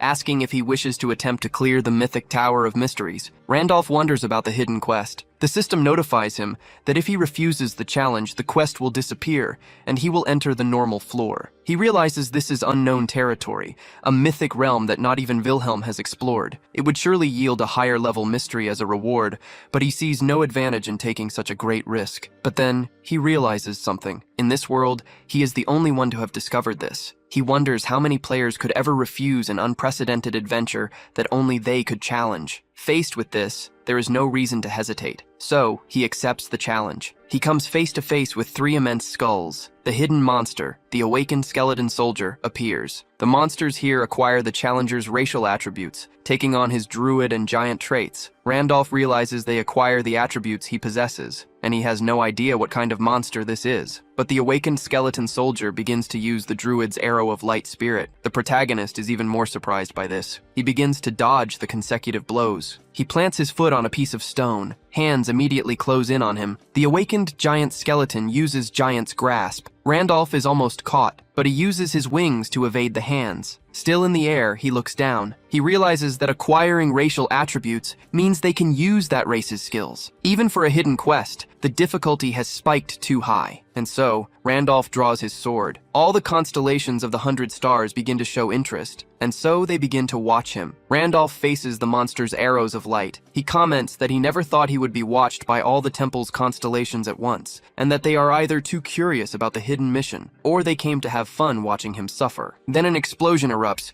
consuming everything in its path. Randolph takes flight once more. His star piercer is used once again, and the energy of the stars circulates through his body for 70 seconds. The protagonist comments that he wanted to have as much fun as possible since he has never seen this monster, but he thinks he will have to end it quickly if he prolongs this fight for too long. He does not want to hear how the constellations would curse him, and so they all focus on him. Outside, everyone is in shock. The light on the top floor has lit up, and they want to know who on earth this is, since they thought most had already left. He must be the strongest and most fearsome existence of all, someone cruel enough to transcend all species, and can only be an absurdly terrifying monster. The protagonist's group watches from the back of the crowd. Isaac thinks that it cannot be that crow, and that he climbed to the 5th floor, where not even the White King succeeded. Everyone in the crowd now begins to make way, because the 4 great warriors have arrived. The Earth Dragon comments that it has been a long time since they all gathered in one place. The Snake Queen says it has only been 2 years and 87 days. Medusa remains silent. Meanwhile, the Earth Dragon asks what they think happened,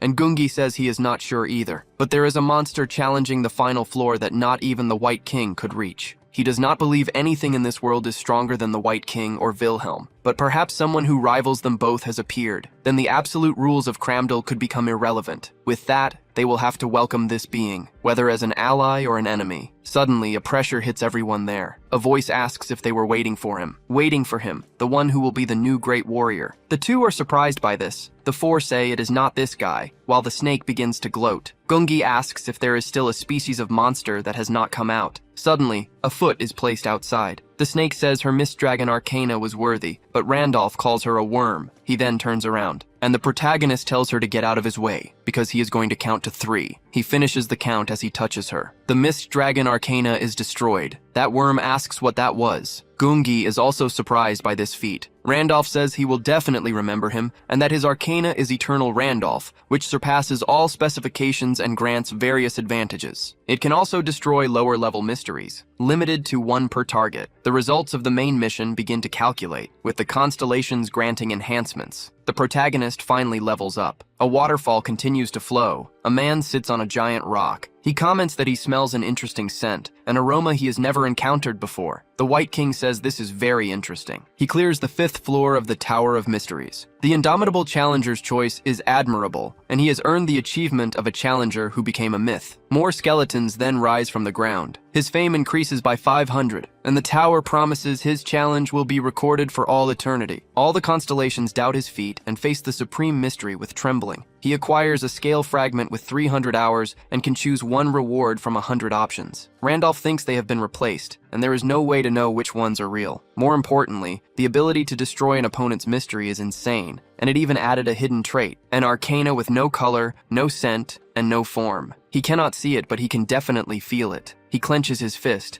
thinking that for now he will head outside. The worm screams, demanding to know what happened to his arcana. This cannot be happening. His status was denied by a mere crow. He turns to stone just as he tries to say he will take his life. Randolph looks at him without reacting. He thinks that someone here actually has a brain, and so the Medusa's eyes ability activates. She warns that disturbances within Cramdal are not tolerated under any circumstances. Gungi adds that this is the law of the land decreed by the White King, and to defy it is to become his enemy. He asks if the protagonist is a friend or an enemy. Randolph replies that it depends on how he acts. Gungi thinks it is arrogant to speak to him like that, but he possesses a status that cannot be ignored. He then says he has no intention of becoming his enemy, and wishes to inform the White King of the emergence of a high-level peer. Randolph confirms, saying he will gladly accept the invitation, but he has one condition, that his companions come with him at the White King's castle. The 4 warriors walk alongside the main trio. Isaac asks how he let himself get dragged into this, and Randolph asks if he is going back on his word. He had said he would be his slave if he proved his status, and Randolph says it is only fair that he walk this path with him. Isabella asks if he really needs to meet the White King in person. Randolph says he has no reason to refuse the invitation, and there is something he wants from him. Gungi then places his hand on the door. He opens it and announces that they have arrived. These are the White King's chambers. Randolph steps forward. As the 4 great warriors salute the White King, he remains atop the stone. He asks if this is the crow who reached the top of the tower, noting he seems fragile yet interesting. Randolph asks if he is the White King, and remarks that he is quite rude for a first meeting. Isaac thinks this is madness. Gungi does not know how to react. The White King repeats the word manners, and asks if he should really care about such things. Randolph thinks he is without a doubt a final boss,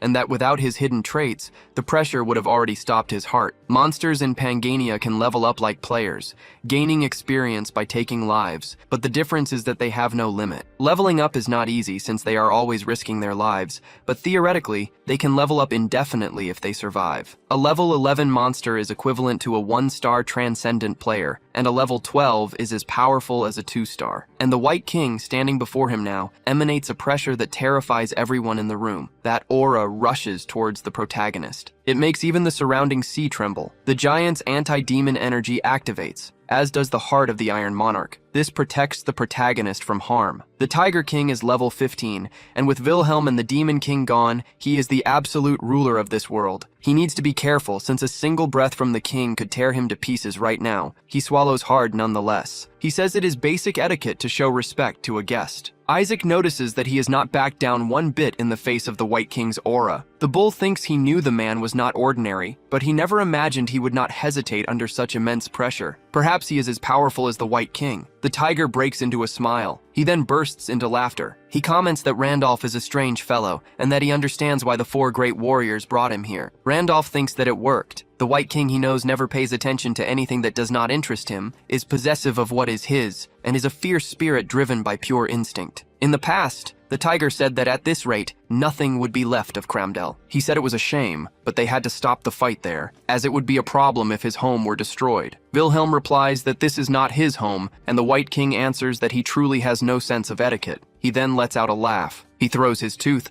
telling him to consider it a reward for not taking his warriors' lives, adding that he gives everything to those he likes. In other words, one must first pique his interest to speak with him, and the Tiger King asks for the protagonist's name. Randolph thinks that being called strange by him is the highest compliment, and it seems he has piqued his interest. So he replies that his name is Randolph. The Tiger King thinks that he cannot see his form, but he can sense the mystery. He looked into the eyes of the Medusa, and perhaps the Tower of Mysteries granted him the authority to utterly destroy mysteries. His own mystery trembles before Randolph's, and that is the indicator of a species' rank. For him to have obtained such an unknown one means his rank is superior. This does not always mean more power, but if he completed the mythical trial, he is no ordinary being. That is why he does not know if he can contain his desire to fight. Randolph thinks the king is losing control. He comments that if they fight, Cramdell will be wiped off the map, and he should not make a rash decision. The Tiger King says he is right, and that he cannot destroy his own land. He then asks if Randolph cleared the Tower of Mysteries, and Randolph says it was nothing special. The Tiger King asks what the trial on the hidden floor was. The protagonist asks if the information is free. There is something he is looking for, and he wants the king's cooperation as the ruler of Cramdell. The White King says that is a trivial matter. If there is something he wishes to find, he should go ahead,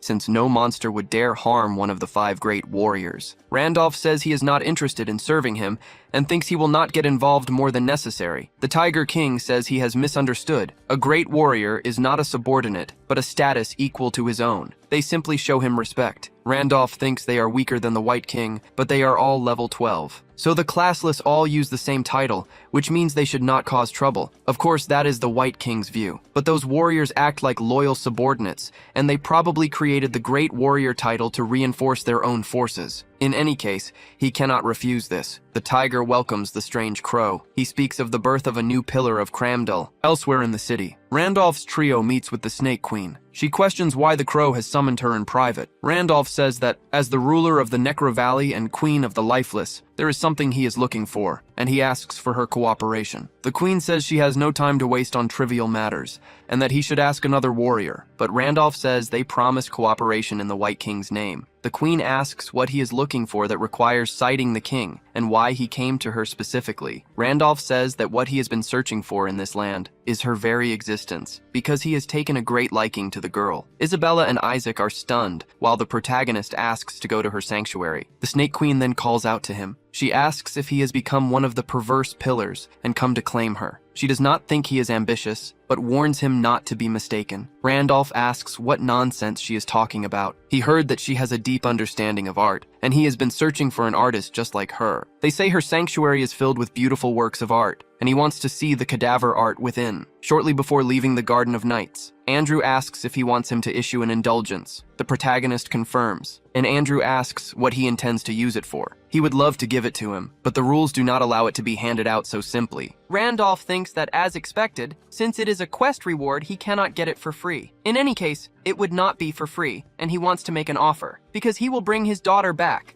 in the days when he played Pangania as Wilhelm. Andrew had asked him to purify his daughter Andasar, who had turned into an eldritch. The purification succeeded, but she failed to regain her human body and died moments later. Shortly after, her corpse was stolen, taking her from Andrew yet again. Later, upon arriving in Kramdel in Wilhelm's body, he discovered the Serpent Queen had taken it. Randolph says he knows where her body is and takes responsibility for bringing it back. Of course, he needs to recover one indulgence, and will need another to retrieve Andasar, one for her recovery, and the other as his reward. Back in the present, Randolph says he wants to see her works of art, and the Serpent Queen trembles. She says she gladly invites him, adding that she had no idea he was interested in art. On the outskirts of the city of Kramdel, in the Serpent Queen's castle, she tells him to make himself at home, saying there is no need for thanks since a monster who understands art is always welcome. Isaac comments that first, it was the White King's sanctuary, and now the Serpent Queen's. He is going through everything he never wanted in a single day, and Isabella tells him to get used to it. The young man says she is handling it all too calmly, and she replies that she has served the saint for much longer. She tells him not to forget that she is second in command. For the record, Hudson is third, and Isaac comes after him. The Ray Cutter reflects that he thought the Serpent Queen was a madwoman who turned an entire city into a field of corpses, but she does not seem so hostile. She then presents the view of her sanctuary. Dozens of human arms form a tower. A mask made from a human face also rests beneath a frame. The girl asks what he thinks, saying she does not like to brag, but is very proud of these pieces, and she asks him to please tell her what he thinks. A heavy pressure immediately fills the room. Isaac asks what kind of disgusting hobby this is, but the Serpent Queen then appears right in front of him. She asks if he is insulting her art. Isaac says he did not mean it that way and is very sorry, adding that disturbances are not allowed in Kramdel. The Serpent Queen says the 5 great warriors hold the same status as the White King, and taking the life of one of them will not be a problem. She says if he thought the rules of Kramdel would protect him, he is mistaken. But Randolph interrupts, saying the art of a master is always difficult for common minds to comprehend. He says he feels how her art resonates deep within his heart. He says it is only natural that an ignorant fool cannot understand. He tells her to ignore the idiot and present her works. The Serpent Queen turns, asking if he really means it, and she will present them right away. Isaac immediately shrinks in fear. The Serpent Queen shows him leather made from the skin of humans who invaded Kramdel, explaining she tried to preserve the colors of the blood. Now for what she is about to show him next. Randolph asks what it is. She replies that this piece is still unfinished, but he can have a look. She then opens the curtains for him. She then answers that it is the body of an eldritch she acquired by chance. She is trying to make a Dullahan with this rare body, and Randolph thinks he has finally found Andasar. The girl comments that the material is like an unattainable prize and simply will not stabilize. She can only create art from fully purified corpses, but for some reason its state of frenzy does not disappear. If she even tries to work on it, the energy spirals out of control like this. That is why she calls it an unattainable prize, and wonders what good a material she cannot use is. Randolph asks if she could give it to him, since she is not going to use it. She says that if he can handle a corpse that even she could not manage, she would give it to him gladly, so the protagonist moves his hand. He thinks that the reason the Serpent Queen could not stabilize it is because Andasar is no ordinary corpse. She is an anomaly, something between human and monster. The evil deeds she committed as an eldritch must have accumulated as suppression when she returned to her human form. When a humanoid character accumulates suppression, they enter a state of frenzy. In other words, the effect on her will only end if the suppression is reduced. So he says that he absolves the sins of Andasar. This can be reduced with an indulgence. The suppression bar empties and the state is removed. The Serpent Queen thinks that she knew he was no ordinary man and wonders how he can purify a material that even she could not. She wonders if he not only has artistic vision, but also the skill of creation. The Queen of the Lifeless has always been lonely, as her art is so profound that no one can understand it. Brilliant critics sometimes appear, but that is all, and they cannot alleviate her profound loneliness. Critics cannot share in her anguish, nor in the joy of creation. The thought that she would never share her world was terrifying for the Queen. The crow before her is the only one of his kind, and she questions why he has appeared only now. Randolph obtains a part of Andasar's body, and he looks at the Serpent Queen, not understanding what she means. It has been a month since monsters invaded the Earth and dimensional warriors emerged. In that time, a massive forum appeared and reached 1 billion views. dimensional warriors spend their time answering posts. They share detailed guides on how to deal with future threats and what to do when monsters appear. As a result, it reached the point where world governments began to recommend the community. Faced with the fear of the unknown, the information there became their only hope, a true survival guide. And the owner of this forum is treated almost like a religious figure, the master. He is active even before the first invasion, then recruits countless warriors and, thanks to this, builds the largest player faction. With this power, he negotiates directly with political leaders and major corporations around the world, an astute man who expands the community. Amidst the many chairs of the council, the god of war, Master, is also one of the 8 heroes. Black Star, the Lightning Emperor, asks if Gracia has not returned. The Nine-Tailed Fox says they did not come to America for nothing. Banhee tells them not to worry about her, since it is not the first time she has disappeared without warning. Lucifer says the important thing now is the Randolph they suspect is Wilhelm, who has messed up the rankings again. Maxime questions if they are just going to let him do whatever he wants. Master replies that sooner or later they will deal with him, but first of all, they need to prepare for the true invasion that is about to begin. If the previous invasions were just scouts from another dimension, the moment the dimensional rift opens, the real war will begin. When that happens, people will realize that neither the police nor the army can protect them, and that the only ones who can save them are the players. From now on, people will not follow corporations or governments, but the players. Soon, the world will change. The collapse is at 9.1%, and when it reaches 10%, the first wall will break. Back in the castle, the Serpent Queen asks what kind of magic he used, and Randolph thinks that, unlike humans, monsters do not enter a frenzy. It makes sense. If a monster commits atrocities, its reputation increases, so there is no reason for a frenzy. He says that asking about techniques is taboo among martial artists, but he will consider her case. The Serpent Queen asks him to think it over carefully. The protagonist says that, as promised,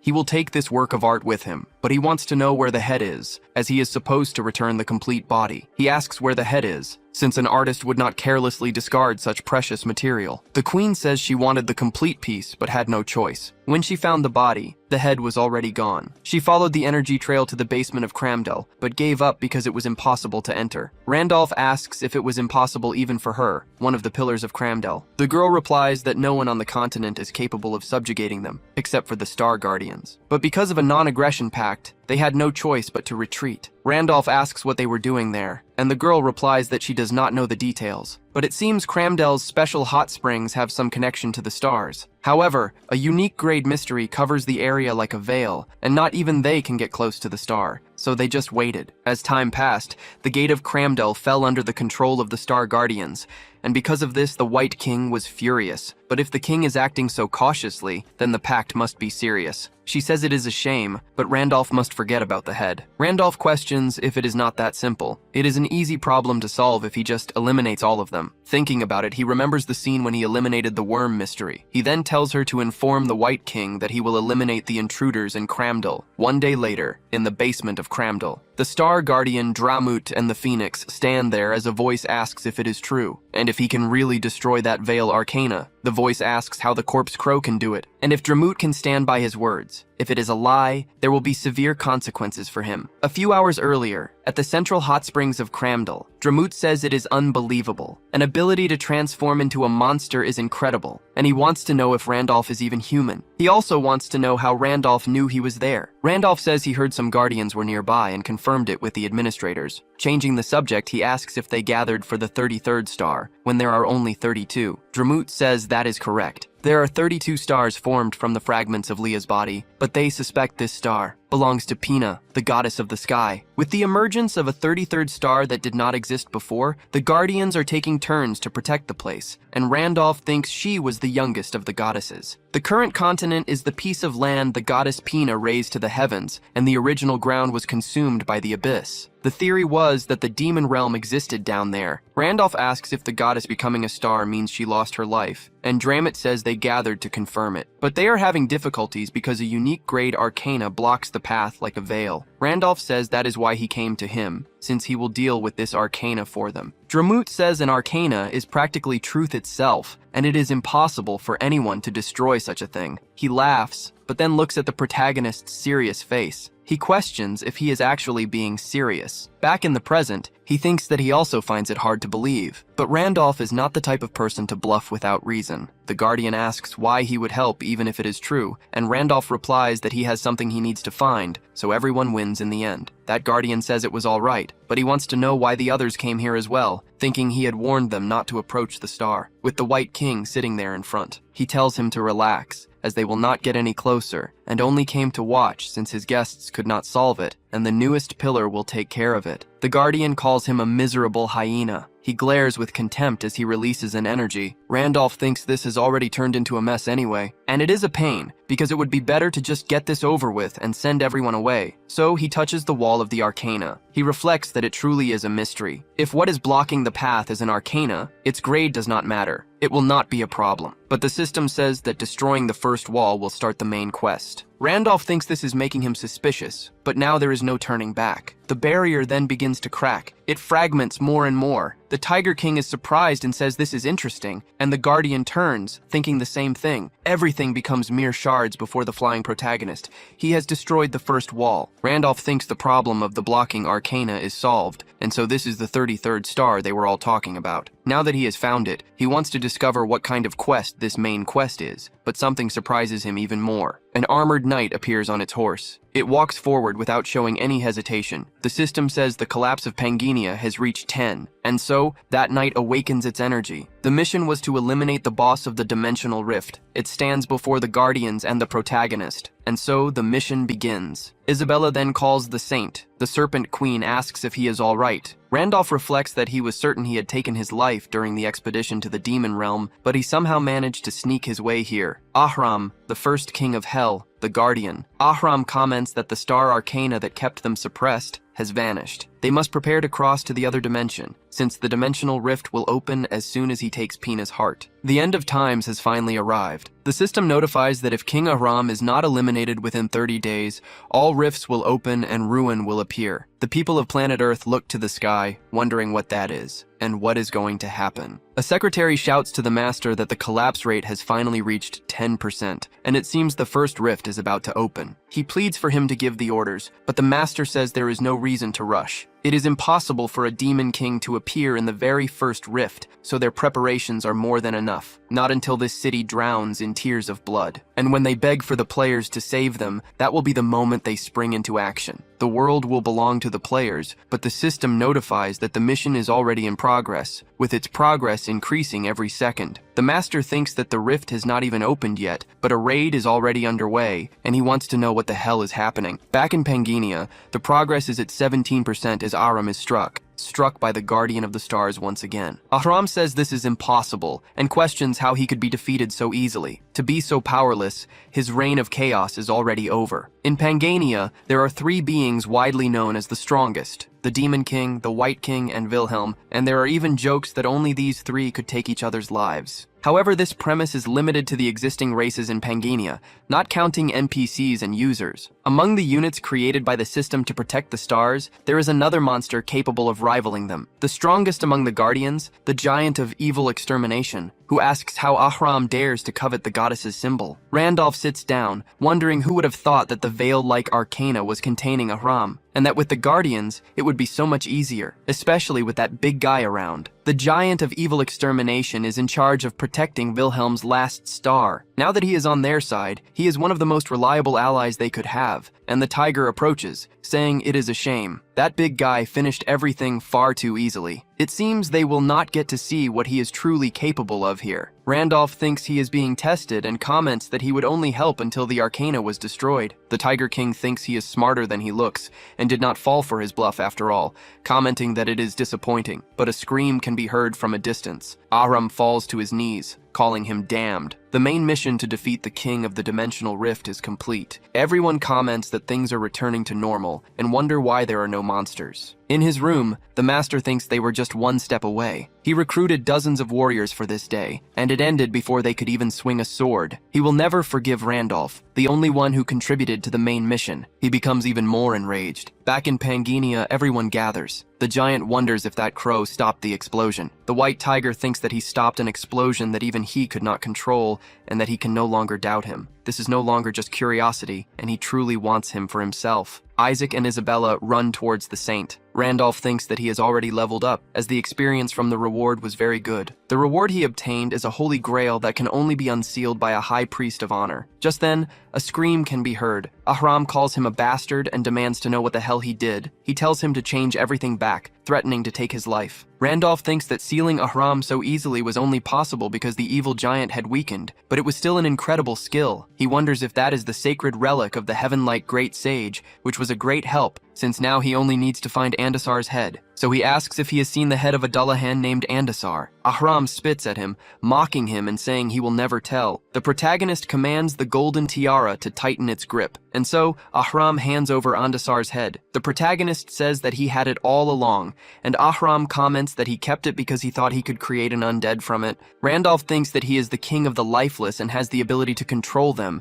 so it must have gotten mixed in while he gathered corpses for his army. He then asks Isaac to take good care of it. The giant calls out to the corpse crow. He says that from the barrier to this moment, he owes him a great debt, and offers his gratitude. Randolph thinks that he never imagined he would live to see him give thanks. Of course, if he knew he was Wilhelm, he would take his life for being the fool who could not even protect his star, so it is better to keep his identity a secret. So he tells him to forget it, saying he wanted something in return, and if he is grateful, he should give him the star. The giant says that regardless, unlike that idiot who lost his star, he is a very useful crow. He says he will repay this debt one day, and as for the star, they will decide its fate after they recover it. Randolph thinks it is a shame, as he would like to take it for himself, but he cannot afford to make an enemy of them. Then, the guardian moves his hand. The star then emanates its light. It illuminates the entire area and moves towards the protagonist. It stops right in front of Randolph, and suddenly, it enters his body of its own accord. Memories surface of when he was Wilhelm, and the Demon King says that for a 5-star transcendent to corner him so completely without any divine blessing was his fatal mistake. Without the goddess's authority, he can break his body, but not destroy his essence. And thanks to that, he will take him as his new vessel. He then envelops him in energy, just as seen before in Serengeti's explanation. But after that, Wilhelm sank into darkness. Hands of the lifeless begin to reach out for him. His consciousness gone, he simply falls. But a voice says it never imagined that he could become so strong without the divine blessing of a goddess. If his body is completely taken now,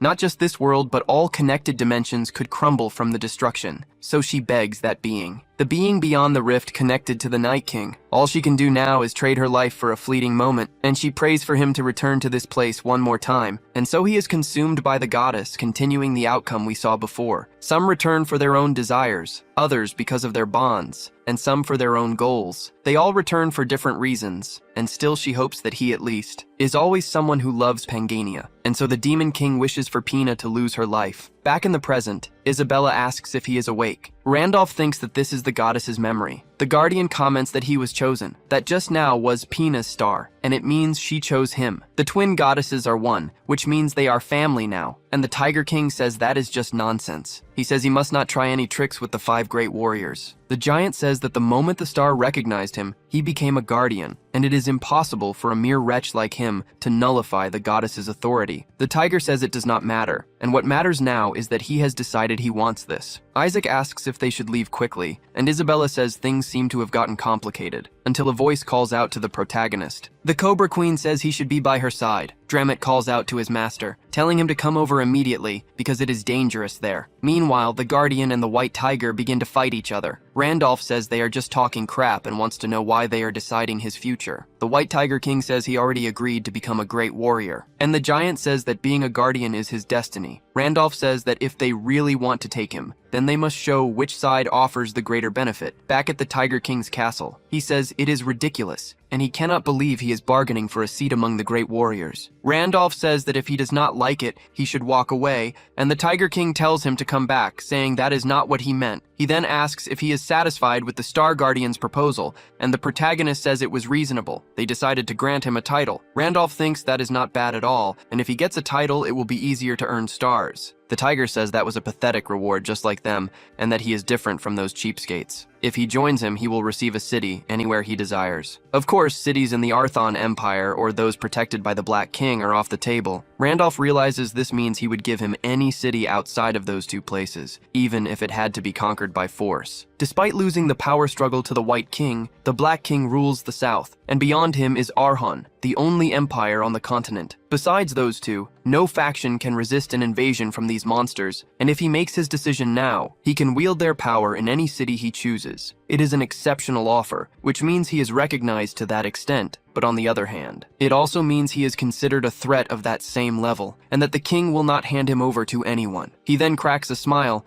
thinking the negotiations are over. If he hesitates any longer, he will lose their trust. So he accepts his offer. After he accepts the White King's proposal, things move quickly. The king officially announces him as a warrior, making him a member of Cramdal. Things will likely get awkward with the Star Guardians, but he decides not to worry about that today. Finally, Andasar's body, his original objective, is delivered by the Serpent Queen, and preparations are made to return it to Andrew. Randolph says this is too much, and they did not need to see him off personally, but the White King says it is nothing. He hopes Randolph settles his business quickly so they can meet again. Randolph turns away, but the system notifies him that he has received the White King's recognition, activating the teleport with the authority of one of the 5 great warriors. He announces that he is leaving, as the system increases his honor for the achievement. He then moves to the designated point in the Garden of Knights, in the middle of all that desolate land. Isaac says he is human after all, and Randolph replies that nothing changes, and he should not forget his promise to serve him for a year. Isabella says that speaking of which, she wants to know where he put Ahram. Randolph pulls out a strand of hair. He says he stored him away for a while because he was making too much noise,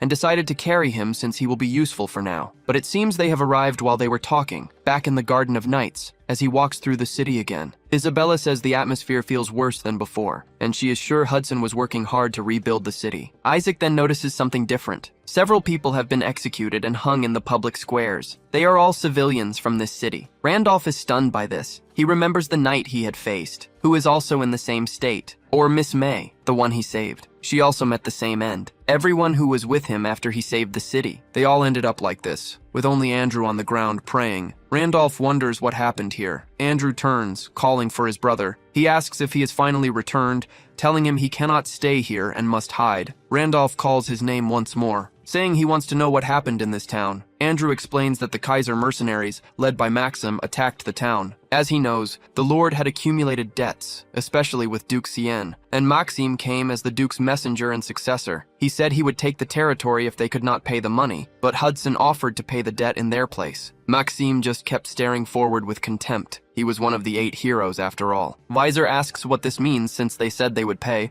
but Maxim asks what he is talking about. The person Duke Cien lent the money to was the Lord, not the merchant, so he still has not received his money back. Hudson asks how he can say something so absurd. Visor realizes that his goal from the very beginning was to take the territory, so he puts his hand on his sword, telling him to get his filthy ass out of there. All the knights draw their swords, and he says, this is a monument dedicated to the heroes who gave their lives to protect their loved ones. A monument for heroes, not something he can just touch however he pleases. Maxim says that is strange, and asks if there have always been so many heroes. As far as he knows, there are no heroes outside of the 8. Then he releases his energy. Back in the present, Andrew says that before he even knew what was happening, the battle was already over. Although the knights and townspeople fought with all their might, they were no match. After it was all over, he heard that the only reason there was no loss of life was thanks to Mr. Hudson, who knelt before Maxim, saying that if it is money they want, he will pay. but asks them to stop. Maxim asks what has gotten into him, since he already said his duke does not need money. Hudson says that is not what he meant, and that he will double the principal amount as long as he is given 30 more days. Maxim is surprised by this and says it sounds tempting, but he calls him an idiot since he could just take everything anyway, and asks why he would accept. And if he does this, he doubts a piece of trash like him could resist. Maxim asks if he feels like handing over the money now. Hudson says he's getting it wrong. He is a merchant. There are times he pays for a deal, but he would rather lose his life than simply hand over his money for free. Just 30 days for their lord to return. For 30 days, no one will lay a finger on anyone, not even on Saragenti. That is his only condition for the deal. Andrew says his brother must tell him if they truly are heroes who dedicated themselves to the continent and to humanity, but Randolph is consumed by rage. The star inside him shines even brighter, making his heart pound with so much rage. The heart of the Iron Monarch allows the emotion of wrath to persist, as it is a matter worthy of a monarch's fury. The mission of the iron-blooded monarch begins, in front of a gigantic castle. A mercenary comments that he is incredibly bored, and his colleague replies that they are stuck here for a whole month because of the captain. It is orders, but maybe they will get a reward later. Then he notices something. Randolph approaches them alone. The guards wonder what that is. One orders him to stop, demanding to know who he is, since he does not look like he is from the city, and no resident would be crazy enough to walk near them. He asks why he is snooping around. Randolph simply asks where Maxim is. The mercenary asks if the captain is his friend, adding that he must have a death wish to speak of him that way. But his neck is struck before he can finish the sentence. He begs for help, but Randolph does not stop. His colleague shouts, asking if he has any idea who they are. Randolph says he will ask one last time where Maxim is. The mercenaries begin to gather outside now that the first guards have been eliminated. They shout for everyone to get there as he is on the first floor, and that they must take his life at once. Randolph draws his sword as he advances. He takes the life of every man in his path. He finishes off a bald man without taking a single hit. Then he easily lands a punch to his face. The soldiers keep advancing on him, but they all fall before him, unable to resist. Randolph continues on his way after taking all their lives. His face remains a serious mask of anger. He reaches the second floor of the castle. He looks at the room before him. Meanwhile, a few bandits lurk behind him. Finally, he crosses the room. A bandit tries to strike with his axe, but he is cut down in a fraction of a second. He is thrown aside, leaving only one more. Terrified, he too is struck by the sword. One of the mercenaries is stunned by all of this. He begs to be spared and screams his captain's name, but Randolph takes his life before he can finish, until Maxim appears behind him. He attempts a slash, but Randolph dodges it. He then grabs him by the shirt and slams Maxim into the ground with force. Randolph points his sword at him, plunging it into his mouth once more. The scene is bathed in blood, but Maxim is still alive,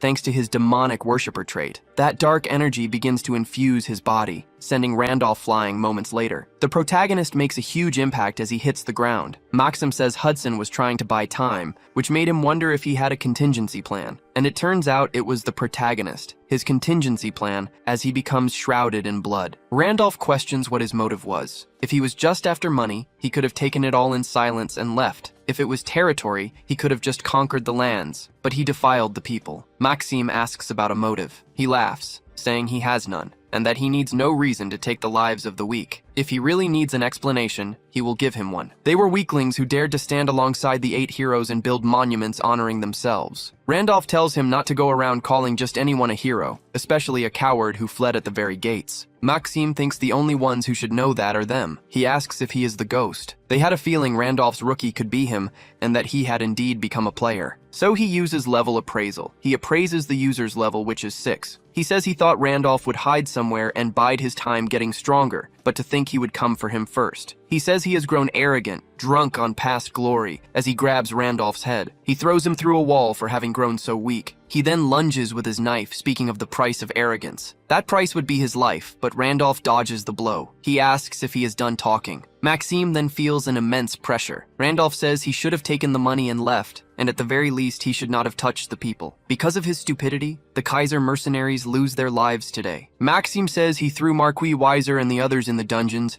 and they might just drop dead before Randolph can finish him off. But Randolph says that will not happen. Weiser is looking out the window. Randolph explains that he sent trustworthy people there. He then activates Star Pierce, which will circulate through his body for 70 seconds, and tells Maxim, the fugitive, that this time he will not be able to escape. He was an ordinary human being. Not brilliant, but he never wanted for anything. Perfectly average. He was simply born, he worked, and he carried on that way. And even if he lost his life and vanished, He was such an ordinary human being that it would make no difference at all. And that fact did not change inside the game. Then one day, he became a player. Maxime wonders what this is. There was no way an ordinary human like him could enter the game and get involved in battles, much less complete main quests, while he hid in this world, unable to log out. That thing appeared before him, a demon, a race that exists only in the lore of Pangania, a class unobtainable by users, a stroke of luck that only one player could possess. The day he seized that opportunity, he became special and earned his fortune, until Wilhelm asks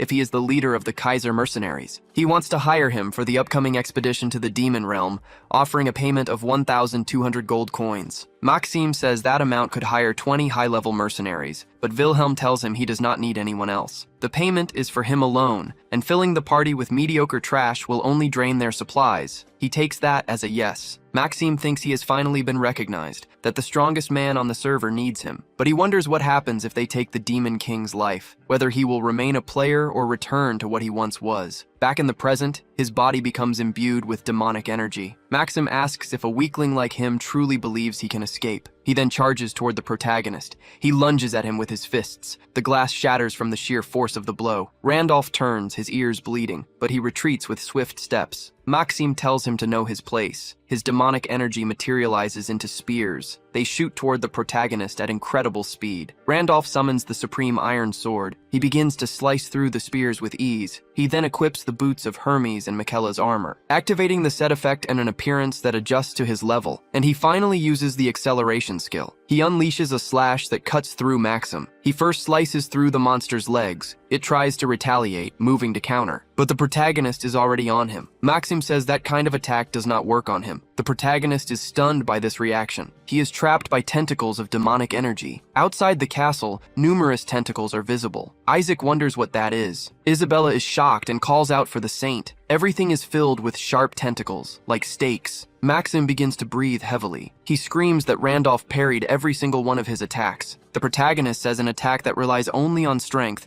with no feints to create openings or precision to hit blind spots, will not work. Maxim charges forward, telling him to shut his mouth, saying he was just busy running away from him like a fly. Randolph says he just was not sure if he could end it yet, and did not think his level was so low. He pulls Maxim's head back, asking if he has ever fought someone on his level. Maxim tells him not to speak with such arrogance, insisting he is not inferior even to those guys. But the protagonist says he is weak and advances once more, cutting him in two, and then again and again, relentlessly. He continues until only a small piece is left. Maxim is stunned by this. The protagonist says he has found the demonic heart. Maxim thinks that he needs to recover his body right away, but Randolph impales it on his sword, asking if this is all he got for selling his soul to the devil. Maxim begs him to wait, admitting that he has lost. He apologizes for what happened during the expedition, saying he only did it because he was afraid of losing this power. He says that if Randolph spent so much time on a hopeless game like this, he must have been a nobody in reality, so he should understand how he feels. Randolph says he has gone too far to be forgiven, and that he has taken too many lives. Maxime argues they were just NPCs, not even players. Randolph says they were just like them. They feel pain and sadness just the same. As the two who entered this world as players, they both know they are no longer just NPCs. It is time for Maxim to pay for his crimes. The system warns that his abilities will disappear if the demonic heart breaks, and he does not want to go back to being an insect. But he is finished off by the protagonist. An immense pain fills his eyes, but he is simply split in half. The protagonist earns the Demon Hunter achievement and loots the scale fragment from him. The Iron Blood Monarch trait evolves into the heart of the Eternal Monarch, and the mission is complete.